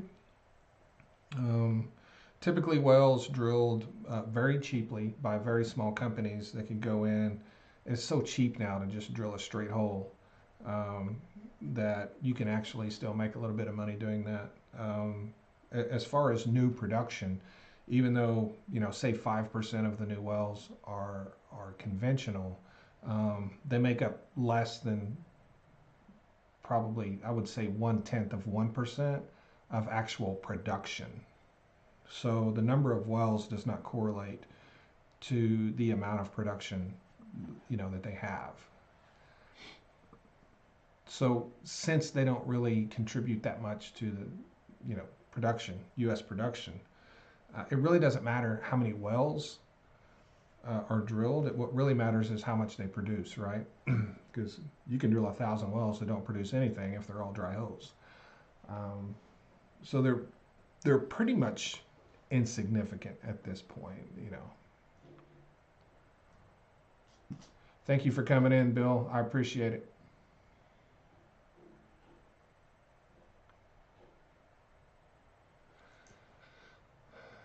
How deep is considered shallow? For me, anything shallower than about, I don't know, 7,500 feet, somewhere in there, to me is a shallow well. Other people might think differently. A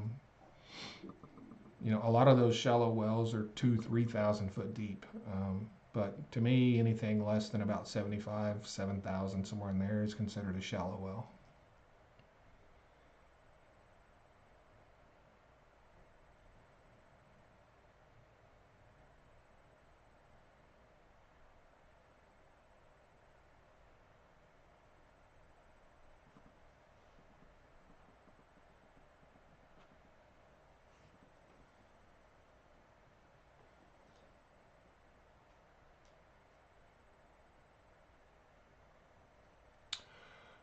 Thoughts on the deal with LNG in Japan?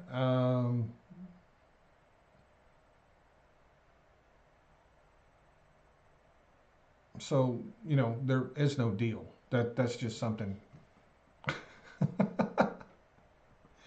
That's just something Donald Trump said. There is no deal. That doesn't mean we won't potentially sell Japan some LNG in the future.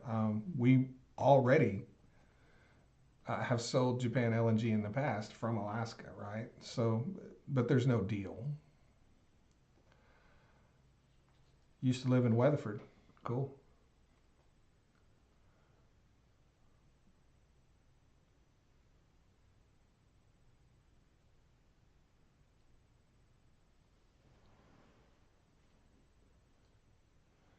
If they finalize funding and get all of the approvals and start the process of building the pipeline and the LNG export terminal in Alaska, then those companies will go secure contracts with different companies.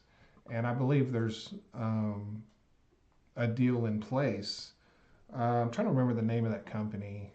There's multiple companies involved. There is a deal in place between the company building the LNG export terminal. It's a like a preliminary deal. Um, there is a sort of an agreement that's not legally binding at this point. It's kind of how it's kind of a handshake deal between the company in Alaska and a company in Japan. But there's no deals between the countries. That's not how it works. These deals are between the companies that pay for these projects and invest in them. Just like there's no deal between Canada and China. That's not a thing. There's not a deal between Canada and China. There may be a deal between a company in Canada and a company in China, but there's not a deal between Canada and China.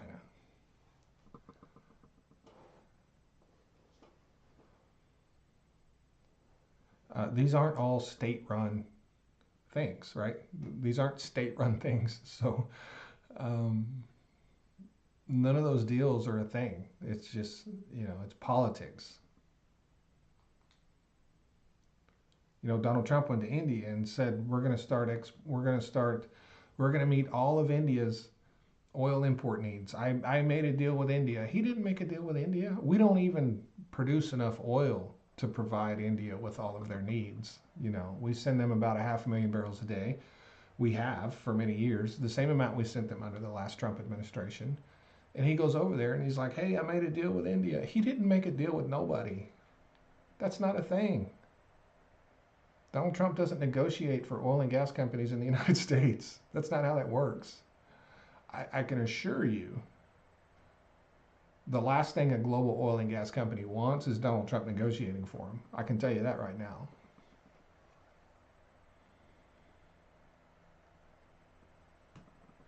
So the joint venture announced with Japan isn't true. No, it's not true at all. And it's not a joint venture. Even if there was a deal, it's not a joint venture. So, anytime a new LNG export terminal is built, anytime a new pipeline is built, anytime any new massive infrastructure projects are built, one thing they try to do before they start construction is secure some contracts with who's going to be using them. But those contracts aren't negotiated by the governments. Those are done and set between the companies. Has nothing to do with the governments. Now, can Donald Trump go over there as a spokesperson and say, hey, we'd really like you to buy, but that's not a deal. He doesn't make any deals. That's not how it works. That's called diplomacy, right? That's called diplomacy.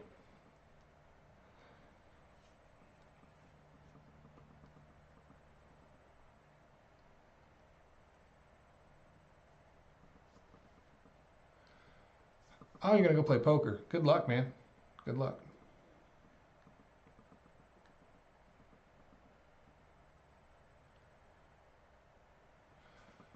You said that LNG is not on the global market. What will happen to the price in the United States? Well, what's going to happen to the price in the United States? It's going to continue to increase because we continue to increase exports, which drives down inventories within the United States. And so natural gas prices are rising, right? And they will continue to rise until we produce significantly more. And because the exports are going to rise significantly, a lot more than we can increase production. And that's the important thing. LNG exports in the United States are set to triple. Triple, right? We're talking about what they have approved and planned. They're talking about 12 trillion cubic feet of natural gas, liquefied natural gas exports per year out of the United States. Right now we're at like 4, right? They want to take that to 12. Keep in mind, that does not include the normal natural gas exports. Like we send some gas up to Canada, we send some gas to Mexico. That's not liquefied, but it is natural gas, right? So between future LNG exports and future normal natural gas exports, we would be looking at around 16 to 17 trillion cubic feet of gas being exported out of the country every year.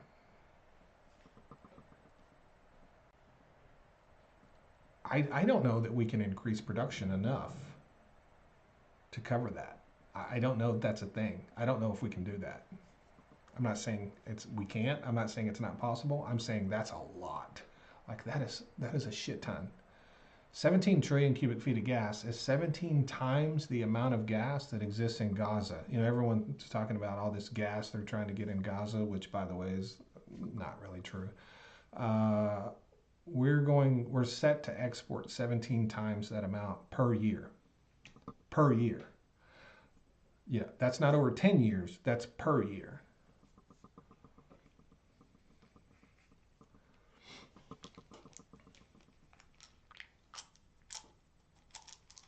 That's a lot. That's a lot.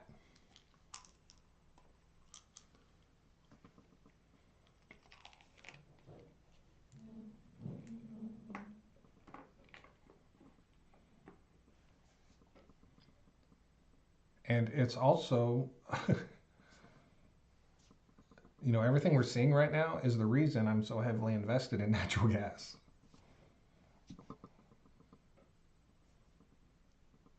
It'd be crazy not to be, but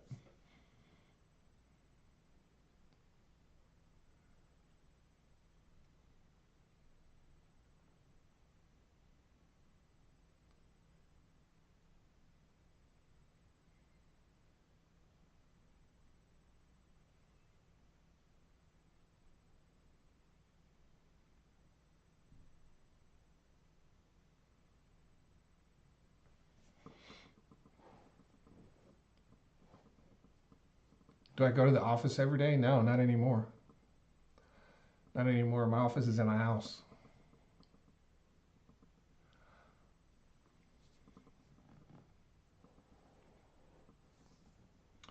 If the natural gas line and production went forward in Alaska, how much do you think that would yield? So they're talking about it would be roughly a billion cubic feet a day would be exported. Roughly a billion cubic feet a day. So, which is about average for an LNG export terminal. That's a lot of gas. That's a lot of gas. But we have that spare capacity in Alaska because they're currently injecting all that gas back into the ground because they can't get it to market.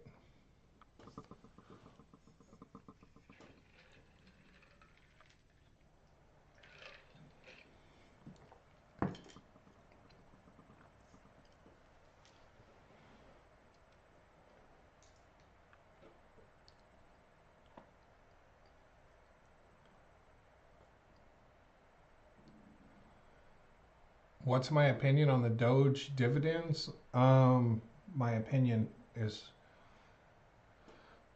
they're going to have to find about 100 times more than they have found so far in order for it to amount to anything.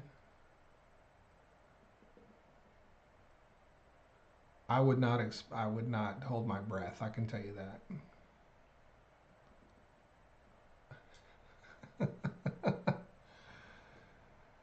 I would not hold my breath. Doesn't mean it's not going to happen. I'm just saying, don't hold your breath.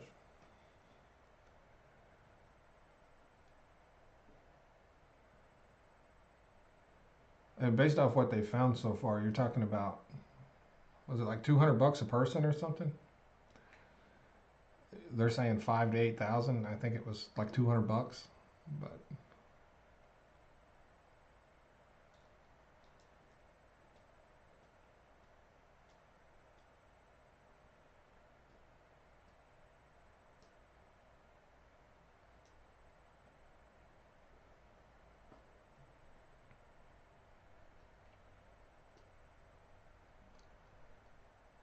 what I really fear is about to happen is we're about to explode our debt. That's what's about to happen. I mean, we're about to blow up something that's already been blown up and it's out of control, and we're about to make it 10 times worse.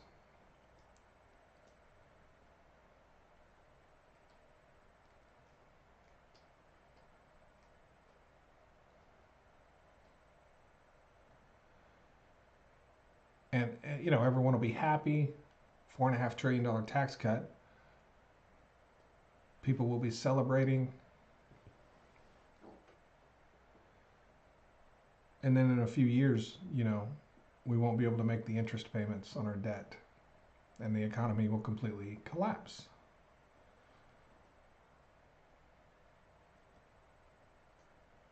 And what happens when the economy collapses?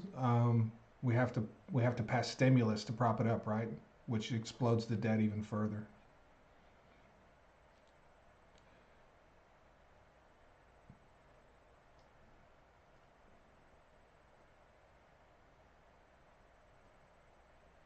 That's where we're headed.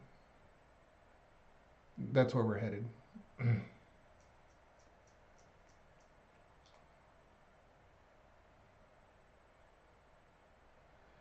And yeah, there's probably 100 different opinions on what that will look like. And I'm not an economist, but I know what happens when a country defaults on its debt. I've seen that in my lifetime, and it's never been good.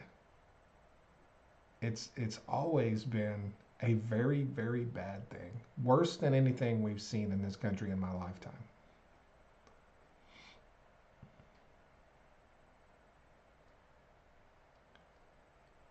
We're talking about the majority of the people in the United States losing everything they have ever worked for their entire lives. That's what we're talking about.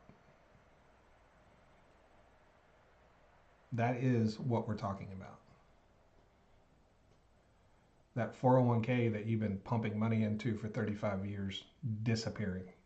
That's what we're talking about.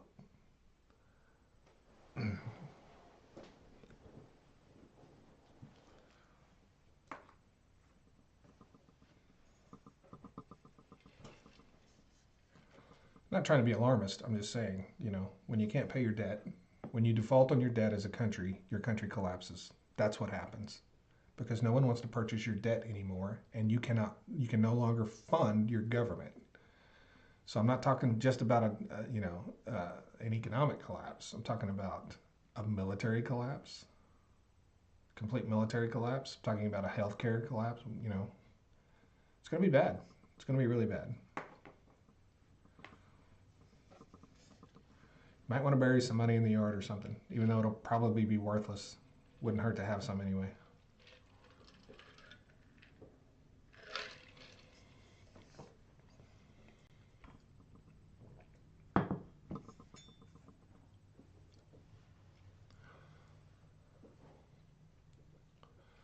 Who's it going to be bad for? Anybody that needs money to survive. That's who it's going to be bad for because your money's going to be worthless. Everything you ever worked for is going to be completely worthless.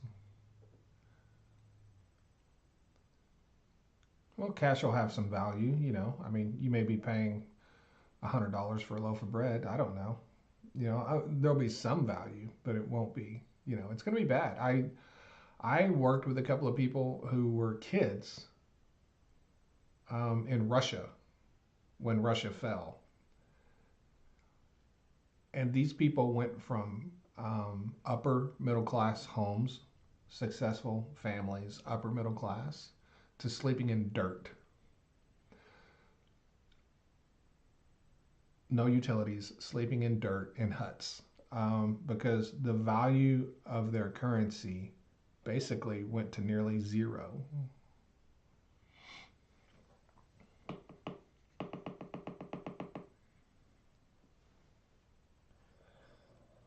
Yeah, it happened in Romania as well. So you can, if people would learn their history, they would learn that this is that that is a thing. Yeah. And I don't have the answers. Do you need to own gold? Do you need to own, I'm not I'm not the person to get advice from on how to best protect yourself from that. But I will tell you this, it's not a bad idea to own things other than cash. And you figure out what those things are. Pap says silver has always been good through history and affordable right now. So, you're going to need something that retains some value to survive. You just are. you know, There's it, so many people that won't survive that. and it may be, it may be a very long time coming. I'm not saying this is something that's going to happen anytime soon, but it's definitely something that's coming. There's no two ways around it. The interest on our debt is already greater than what we pay for defense, and it's growing every year. And that interest will start slowly eating away at the other things we fund with the government. It'll start eating away at Medicare, Medicaid, Social Security, defense, all those things. We will just have to start reducing those budgets every single year just to pay the interest, and those things will just slowly degrade over time. And then at some point, it will just all fall like a house of cards. That's what's going to happen. Unless we can figure out a way to drastically increase our revenue without devaluing our currency, which I don't know if we can do that, but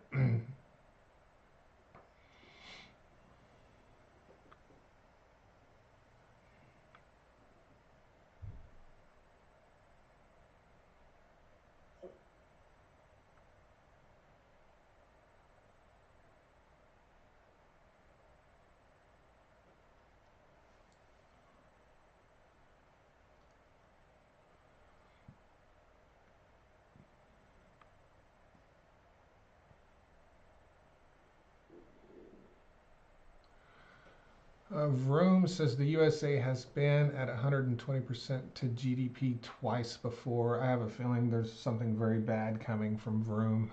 I have a feeling they're about to tell us what happened twice before when that happened. I don't know what happened, but I feel like we're about to.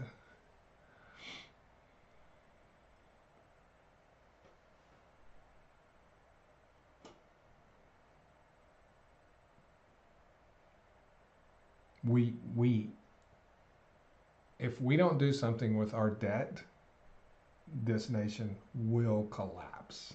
It's not a guess. It is an absolute certainty.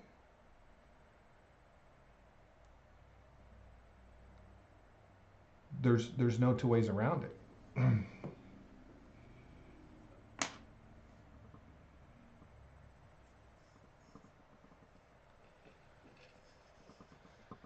Which doesn't bode well for me, Jill, because I'm apparently not any good with chickens, and I may need chickens to survive. Yes. Yes, you might. And I'm not very good with chickens either, and that's why I don't have any.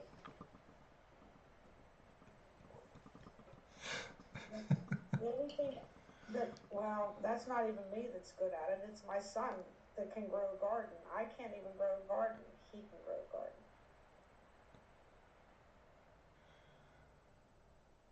Yeah, I mean, you know, uh,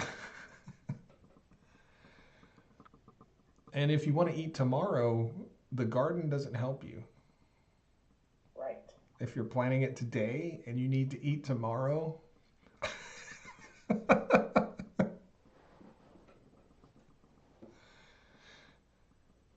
I'll just eat the fucking leaves. yeah, you're out there 40 pounds lighter, like, grow, motherfucker. I want a carrot. Out there watering the shit out of it. I already know how to hunt and fish, so I would not. I just don't look. I just don't want to. I can fish. I'd love to fish. I don't want to hunt. I don't want to hunt no more. Yeah, I can hunt and fish. I'll be fine.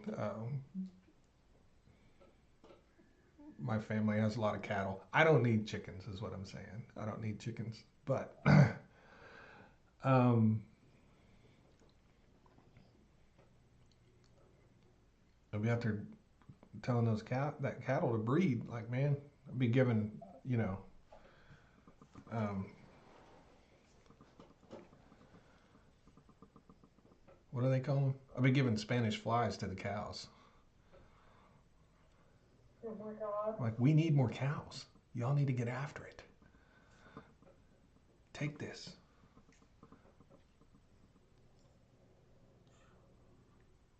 You ever roofied a cow, Jill? No, Me I neither. have not.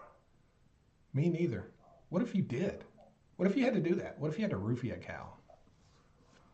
I wouldn't.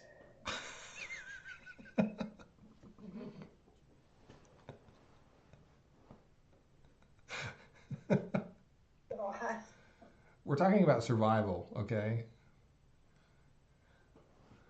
You're gonna have to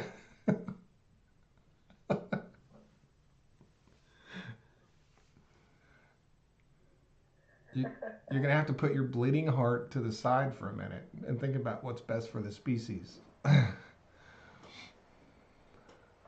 God. Purple Haze says mood lighting and music for the cows. Yeah. What's that guy's name? Charlie Crockett. I bet the cows would love some Charlie Crockett music.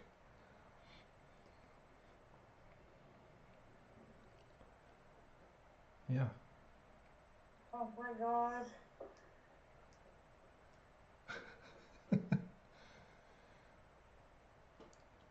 Get them cows out there, sing them some Jamestown Ferry, sing them a little Charlie Crockett. Get their blood pumping a little bit. What the heck is that? Like, I have an echo or something. Nadia says cows would love Enya. Yeah, they would. I remember Enya. They would.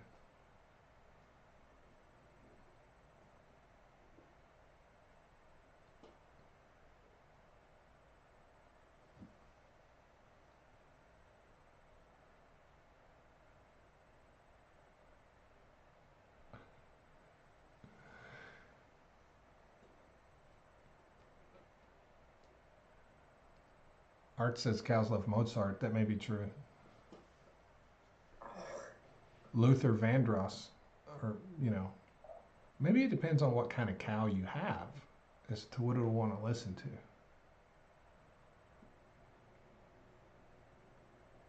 Well, yeah. If you have a milking cow, they may want to listen to something else.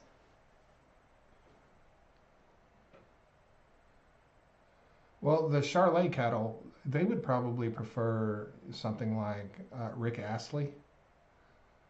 Um, you know, they like to be Rick rolled because they're the whitest cows, right? So what would the bulls want to listen to? Or maybe some Barry Manilow.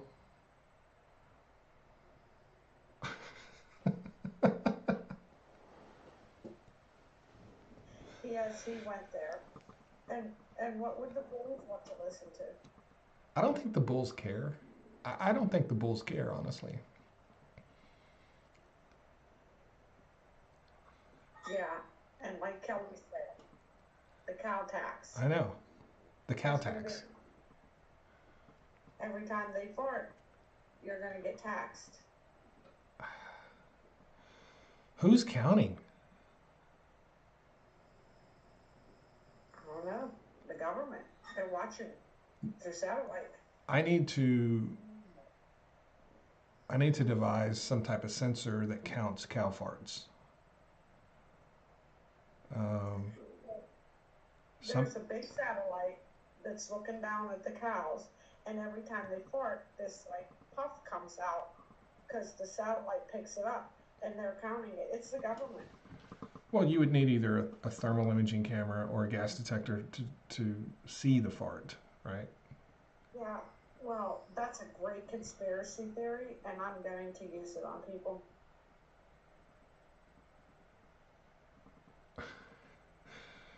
Kelly says Janet counts the cow farts, Yes, but she there does. there should be a sensor that you can just place, right?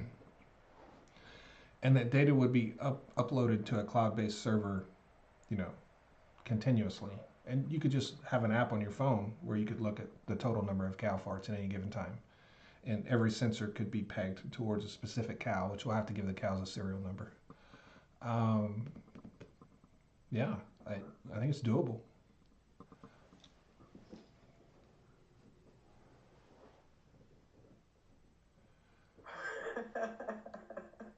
And what's bad is farmers are probably going to change their cows' diet so they fart less, so they save money on taxes, right?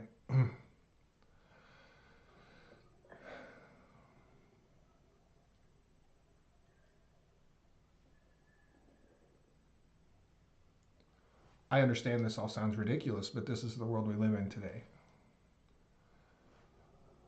This is not, sadly, this is not as ridiculous as some of the things that are actually happening today. You know what I mean? It's really not.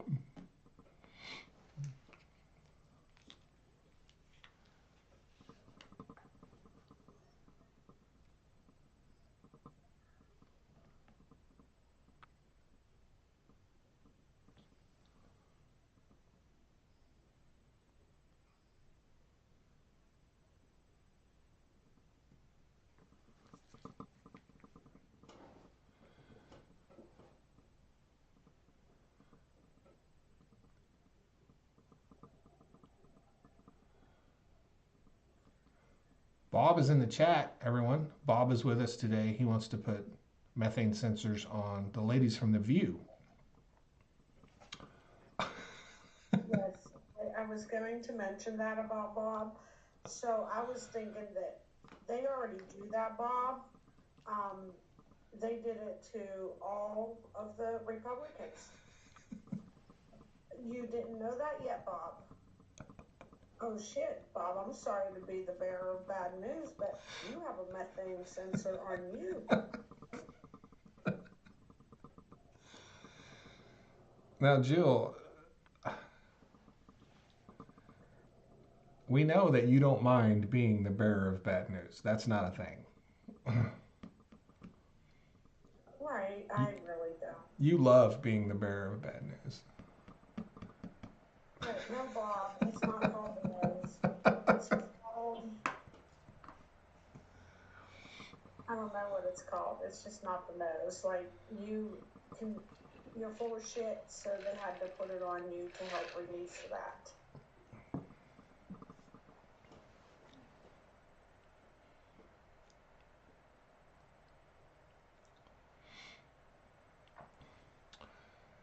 Thoughts on Trump wanting to be a king? I think Trump is trolling, and I really do.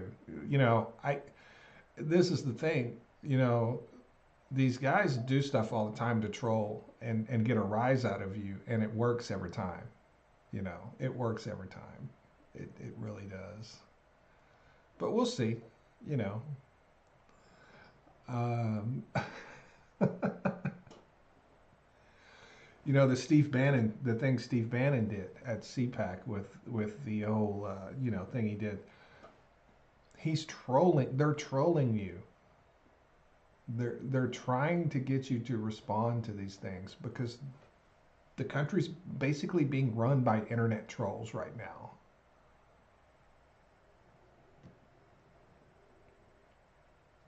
Like it's yeah. They've been internet trolls for years. They're not going to stop just because they're holding some office now. You know. Cody says the tax assessor that values your property will now evaluate CalFarts.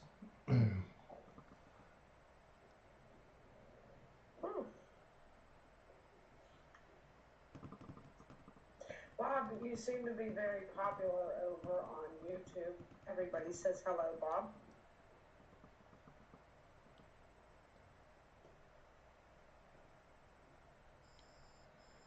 Is it lagging, Jill?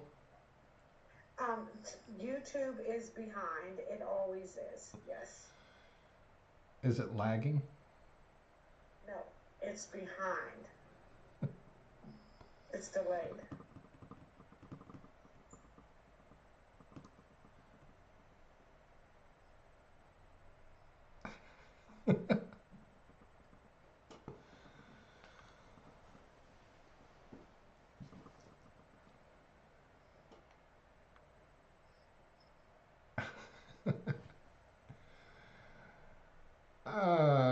CMB says shooting at Kirtland Air Force Base. Where is Kirtland at? Um,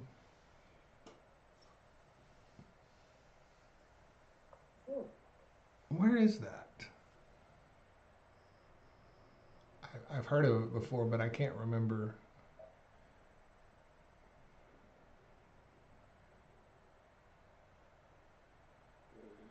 Question from the EU: will Canada go for trades with the EU, or is the distance too far?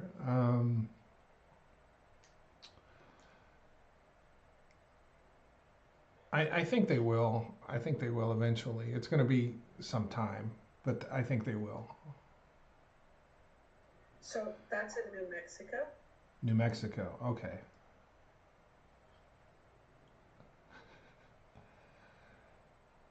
Is that in Clovis? No, Nadia says Albuquerque. Okay.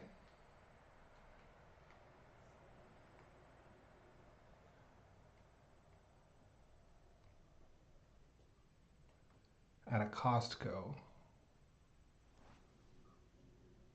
It was at the Kirtland Air Force Base.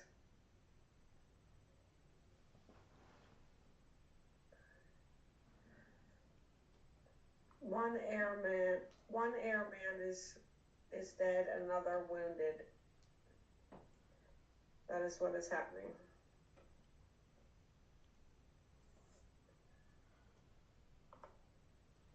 Was it on base? That's what it's saying. Wow.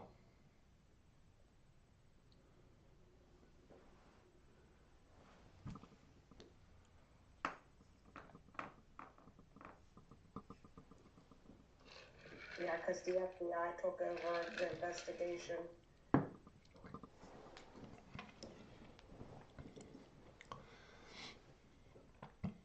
I thought the FBI couldn't be trusted. Yeah, I thought so too. I thought the FBI was a bunch of criminals. They aren't unless they, go to the Capitol.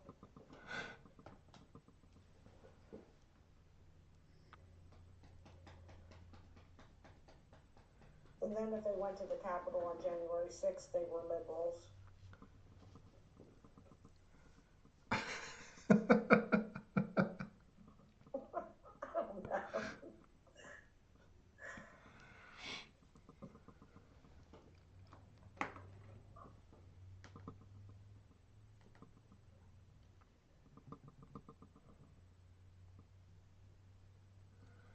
um,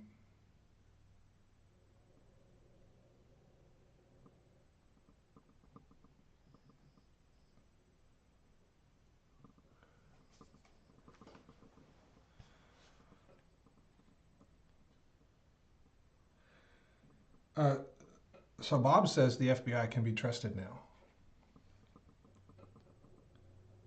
Why? Because Trump fired everybody and put in new people? Is that what it is?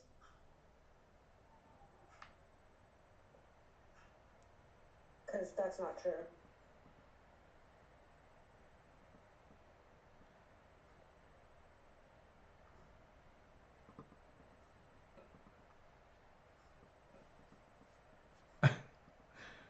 Uh, So it started outside the gate. So one is wounded that was outside the gate. So Okay. that's how it started. Bob, That's don't important. read headlines. Please read the entire news article. That's important. That's why I asked if it happened on base.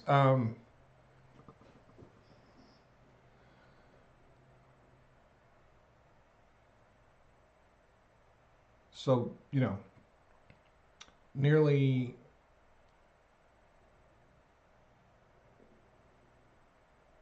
what 38, nearly 40,000 people in the FBI.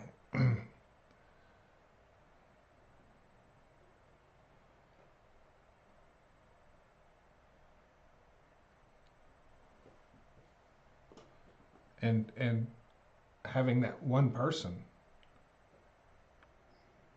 in the FBI fixed the FBI. So those 38,000 other people immediately fell in line because of that one person.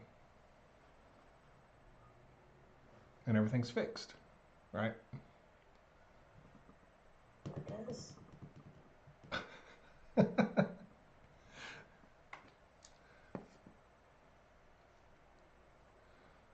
And let's keep in mind, if that person didn't live in the United States when Donald Trump was elected and took office in 2017, he likely would not even been allowed in this country because he would have been under a travel ban.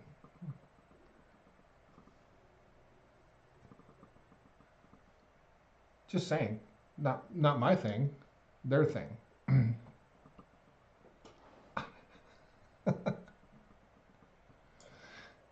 Nash Nash says, "Who's Julie? I am the boss."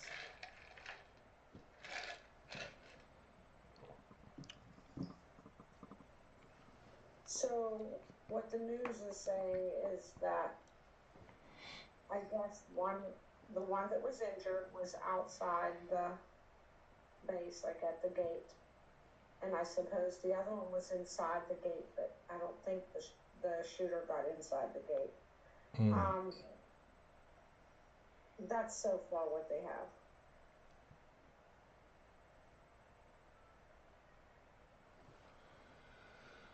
Okay. Over here on YouTube,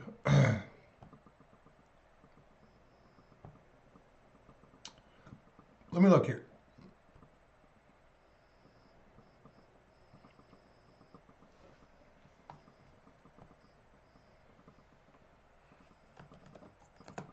I'm going to do a poll on YouTube. Okay.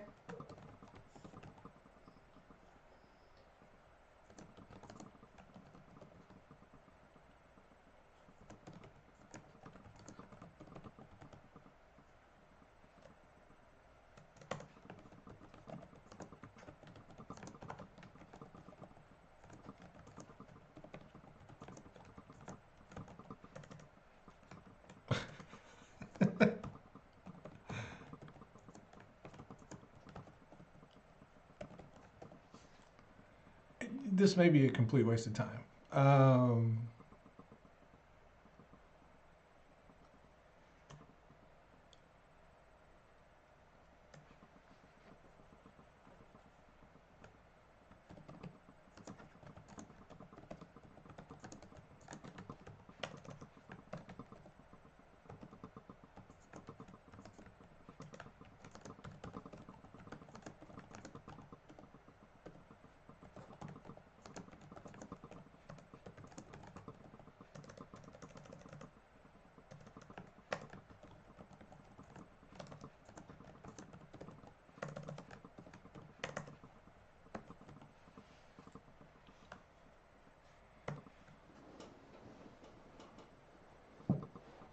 okay, so here's the poll we're doing on YouTube. Okay. Okay. Will the shooter be labeled as a Democrat or a Republican within the hour? Yes or no? Because this is where all this goes. It is immediately when something like this happens, a whole bunch of people come out, say it's a Democrat, other people come out, say it's a Republican, talk about who they voted for, all of it. That way they can try to put whatever responsibility they can on a political party and not the fact that it's just some fucking crazy person with a gun, right? I'm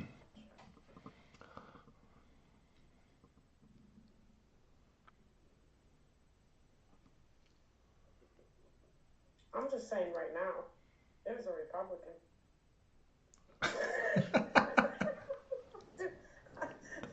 I had to say it. I'm sorry.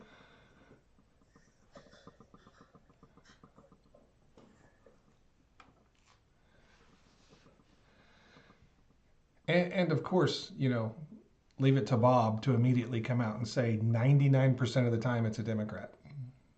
Yeah, because Bob's always wrong. So that means that's not true. Because we know Bob is always wrong. Bob knows nothing. Beef, there was a shooting at Kirtland Air Force Base in Albuquerque, New Mexico, and the poll is, will people come out and claim it was either a Democrat, Biden supporting Democrat, or a Trump supporting Republican within the hour to try to, shift blame any way they can? That is so stupid when people do that. Um, so it's a yes or no thing, right?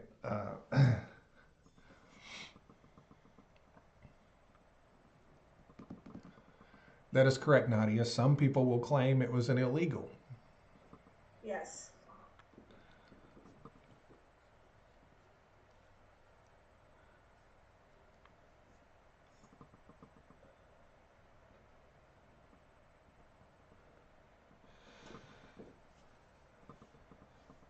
I always like to wait until the information comes out. So CC Windsor, yeah, I don't even care if they're Democrat or Republican. I don't understand what that has to do with anything.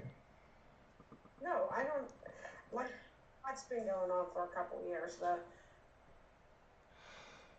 Um, CC Windsor, Bob, CC Windsor says, according to your FBI, which you say is now fixed, um, you're wrong about the 99%. Yes, he's right. Mary says, definitely a DEI hire. Yeah. Uh, yeah, that's another thing. Yeah, it'll be a DEI thing. Or, you know, Steve, it is not for Bob because if you were over here reading Bob's dumbass comments, you would know it's not for Bob. Beef says, Mr. Global, can we have a third option that the shooter was someone who couldn't get through on the VA crisis helpline that was just shut down? Sure, Beef. Absolutely. That was actually that's yeah.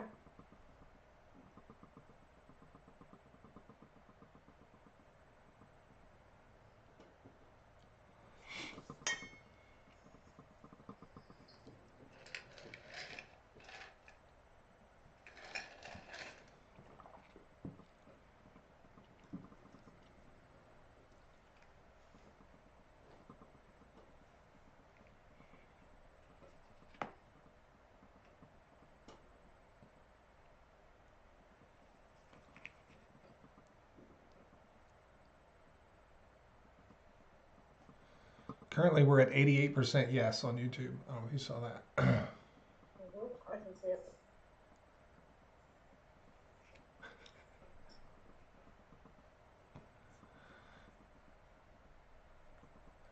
Who shot at who? I don't know. I don't know. Someone. There's not enough information Yeah. out there yet.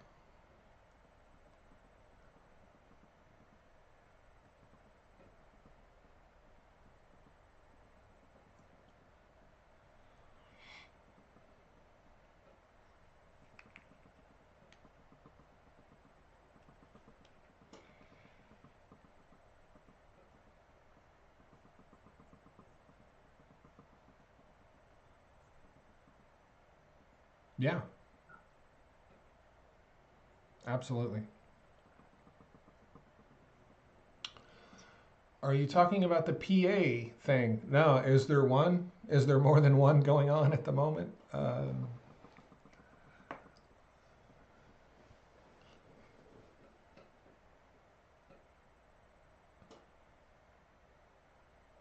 So one person is hospitalized and one is dead, and that's all we know so far. In reality. Steve, Kirtland Air Force Base in Albuquerque, New Mexico. Mary Brown, I had no idea 669,000 followers. Um, is that all I have? For what?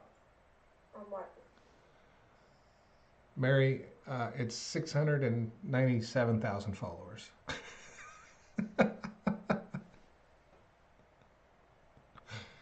Apparently, there's more than one active shooter situation happening at the moment. So there's one in Pennsylvania And I'm not hearing. at a hospital in Pennsylvania. I usually get an alert. What the? You didn't get an alert? For anything that happens like that, usually my news will alert me. But I do have my phone sounds shut off.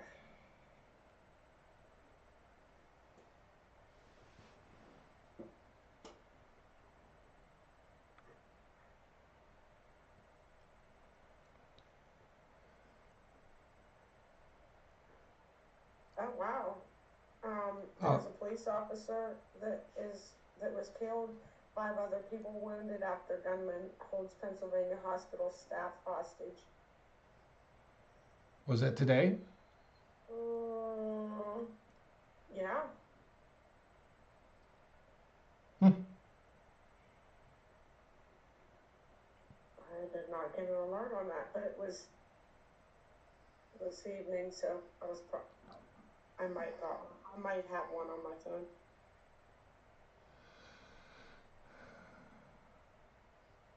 So all I need is for the 600 and what's the number? Kelly corrected me, I'm sure. 696,700 followers on TikTok to go to YouTube. If y'all could somehow make that happen right now, I can just go away.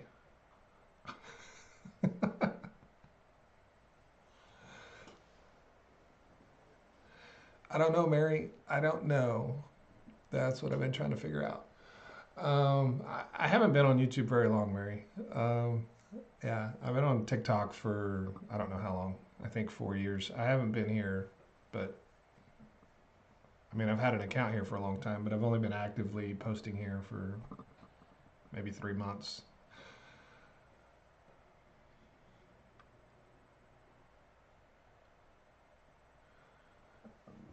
Person entered the ICU with a semi-automatic and zip ties. Wow.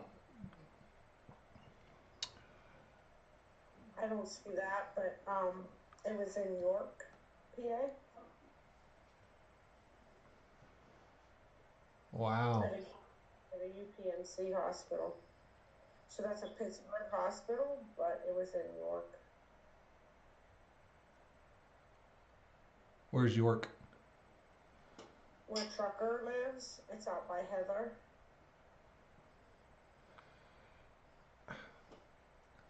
Over the mountain. Am I supposed to know what that means? Where Well, Trucker lives? Oh, okay. well, I'm just giving you an idea. It's about 3 hours for me. Is it Let's say east? it's about 3 hours for me by Philadelphia. Like east? Yeah, Okay. whatever. I'm not good with that. Okay, I had to think about it for a minute. Yes, it's in the real Pennsylvania. Okay. Why do they say over the mountain? Because it's up by the mountain. Up by the mountains. That's not a mountain. It's up by the mountains. Okay. Purple Haze says South Central PA. Thank you, Purple Haze, because I know what part of PA that is. Terrible. Oh, all right, everyone. Thanks for coming in and hanging out with us today. It's 5:30 on Saturday afternoon, and I gotta go. I got stuff to do. Jill, Yes. thank you so much for helping us out today. Kelly, if you can hear me, I really appreciate you not whining today. That was lovely. I really appreciate that. Oh, do not hang up yet, because I gotta tell everybody thank you for the gifts. And Yeah. Kelly, get it. Okay.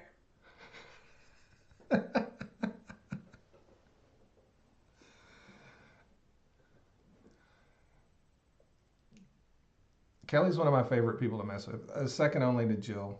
Um, just because she gets so upset by it. That's.